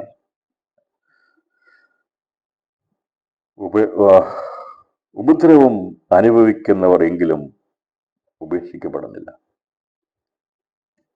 ഉപദ്രവം സഹിച്ചു പൗലോസ്. മരിച്ചവനെ പോലെ തള്ളി, ഉപദ്രവിച്ചവരെ കൊന്നു, കല്ലെറിഞ്ഞ് അവനെ വലിച്ചെറിഞ്ഞു. പക്ഷേ ഉപേക്ഷിക്കപ്പെട്ടില്ല. പറയുക, അവിടെ നിന്നും ജീവൻ തന്ന് എന്നെ എഴുന്നേൽപ്പിച്ചതാ. ഉപദ്രവിക്കുന്നവരെങ്കിലും ഉപേക്ഷിക്കപ്പെടത്തില്ല കേട്ടോ. ആരുപദ്രവിച്ചാൽ, ഏതെല്ലാം പൈശാചിക മണ്ഡലങ്ങൾ ഉപദ്രവിച്ചാലും രാത്രി പറയണം, ഞങ്ങളുടെ ദൈവം ഉപേക്ഷിച്ച് കളയത്തില്ല, തള്ളിക്കളയത്തില്ല. നിന്റെ ഉപദ്രവങ്ങളിൽ ഞങ്ങളെ ജയാളികളാക്കി നിർത്തുന്നവനാണ് ഞങ്ങളുടെ കർത്താവ്. അവൻ ഞങ്ങൾക്ക് വേണ്ടി ഇന്നു രാത്രിയിൽ പ്രവർത്തിക്കും. കഥ പറഞ്ഞു, ഉപദ്രവിക്കുന്നവരെങ്കിലും ഉപേക്ഷിക്കപ്പെടുന്നില്ല. നാം ഉപദ്രവിക്കപ്പെടുമ്പോൾ ദൈവം നമ്മളെ ചേർത്തുകൊള്ളും. രാത്രി വിശ്വാസത്തിന് വേണ്ടി ഇറങ്ങിത്തിരിച്ച് ഉപദ്രവം ഏറ്റിട്ടുണ്ടെങ്കിൽ കർത്താവ് പറയുക, അവൻ നമ്മളെ ഉപേക്ഷിക്കില്ല, ചേർത്തുകൊള്ളും. വീണ് കിടക്കുന്നവരെങ്കിലും നശിച്ച് പോകുന്നില്ല. ദുഷ്ടൻ എത്ര പ്രാവശ്യം തള്ളി ഇല്ലാതാക്കി നശിപ്പിച്ചു കളയാൻ വേണ്ടി പരിശ്രമിച്ചു. പക്ഷേ ഇത് രാത്രിയിൽ പറയണം, വീണ് കിടക്കുന്നവരെങ്കിലും ഞങ്ങൾ എന്ത് ചെയ്യുന്നില്ല, നശിച്ചു പോകുന്നില്ല. കരപേർ ദൈവത്തിന് സ്തോത്രം ചെയ്താട്ട്. ഇന്ന് രാത്രി ദൈവാത്മാവ് നമ്മളോട് സംസാരിച്ച 2020 പറയാൻ സാധിക്കും, ഞാൻ ജനിച്ച അന്ന് മുതൽ, വിശ്വാസത്തിൽ വന്നു മുതൽ കഷ്ടം സഹിക്കേണ്ടി വന്നിട്ടുണ്ട്, നമുക്ക് ബുദ്ധിമുട്ട് അനുഭവിക്കേണ്ടി വന്നിട്ടുണ്ട്, ഉപദ്രവം സഹിക്കേണ്ടി വന്നിട്ടുണ്ട്. നാം വീണ് കിടക്കുന്ന അവസ്ഥയിലൂടെ പോയിട്ടുണ്ട്. എന്നാൽ ഇന്ന് രാത്രിയിൽ പറയാൻ സാധിക്കണം, എന്റെ കർത്താവ് മുഖാന്തരമായി ഞാൻ അവനെ കണ്ടിട്ടില്ലെങ്കിലും ഞാൻ അവനെ സ്നേഹിക്കുന്നു, അവനിൽ ഞാൻ വിശ്വസിക്കുന്നു. അവൻ പറഞ്ഞു തീരാത്ത ദാനങ്ങൾ നൽകിയ എന്റെ ദൈവം ഇന്ന് രാത്രിയിൽ നമ്മെ ബലപ്പെടുത്തി ശക്തിയിരിക്കും. ദൈവത്തിന്റെ പരിശുദ്ധമാവുന്ന ദാനത്തിനായി സ്തോത്രം ചെയ്യാം. നിത്യതയിൽ കാണുമ്പോൾ നമുക്ക് വെളിപ്പാട് 7-ാം അധ്യായത്തിൽ പറയുന്നത്, അവർ ദൈവത്തിന് രാപകൽ ദൈവത്തിന് ആർത്ത് ഘോഷിച്ചുകൊണ്ടിരിക്കുകയാണ്.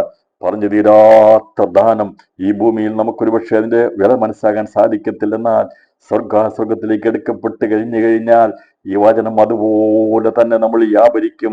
ഒരു വ്യത്യാസം കൂടാതെ ദൈവം പരിശുദ്ധൻ എന്ന് പറഞ്ഞുകൊണ്ട്, രക്ഷ ദൈവത്തിന്റെ ദാനം എന്ന് പറഞ്ഞുകൊണ്ട്, ദൈവമേ സിംഹാസനം ഇരുത്തുവാൻ ഞാൻ യോഗ്യനെന്ന് പറഞ്ഞുകൊണ്ട് ദൈവത്തെ മഹത്വപ്പെടുത്തുവാനുള്ള പറഞ്ഞു തീരാത്ത വലിയ മഹിമയിലേക്ക് ഉയർത്താൻ പോകുന്ന ദൈവത്തിന്റെ പ്രവൃത്തിക്കായി ഇന്ന് രാത്രി സ്തോത്രം ചെയ്യാം. അതുകൊണ്ട് കർത്താവ് നടത്തുന്ന വഴികളിലൂടെ സഞ്ചരിച്ച് ആ ദൈവത്തിന്റെ പാതയിലെത്തി പറഞ്ഞു തീരാതെ ദൈവത്തെ ഉല്ലസിക്കത്തക്കവണ്ണമുള്ള ഭാവികാല ചിന്തകളോടുകൂടി ഈ ദിവസങ്ങളിലായിരിക്കാൻ കർത്താവിന്റെ ആത്മാവ് നമ്മെ ദൂതറിയിക്കുകയാണ്. അതെ, ഇവിടെ ഒരുപക്ഷെ നമുക്ക് പ്രാർത്ഥനയ്ക്ക് ആമേൻ പറഞ്ഞ് ആശീർവാദം പറഞ്ഞ് മാറിപ്പോകണമെന്നാൽ ആശീർവാദം പറയാത്ത, ഒരിക്കലും തീരാത്ത, നിത്യമായ, അനന്തമായ പറഞ്ഞു തീരാത്ത ആരാധനയും കൂട്ടായ്മയും ദൈവമായ കർത്താവ് നമുക്ക് വേണ്ടി അനാദിയിൽ പദ്ധതിയിട്ട് ഒരുക്കിയിട്ടുണ്ട്. ആ ദിവസത്തിനായി ദിവസങ്ങൾ കാത്തിരിക്കാം. അത് നമ്മുടെ കർത്താവ് വന്ന് നമ്മെ ചേർത്ത് കഴിഞ്ഞാൽ പറഞ്ഞു തീരാത്ത ദാനങ്ങൾ എന്തൊക്കെയാണെന്ന് മനസ്സിലാക്കി നമുക്ക് കാണാൻ സാധിക്കുന്നത് പെരുവെള്ളത്തിന്റെ എറിച്ചിൽ പോലെ ദൈവത്തെ സ്തുതിക്കുന്ന ആരാധനയിലേക്ക്.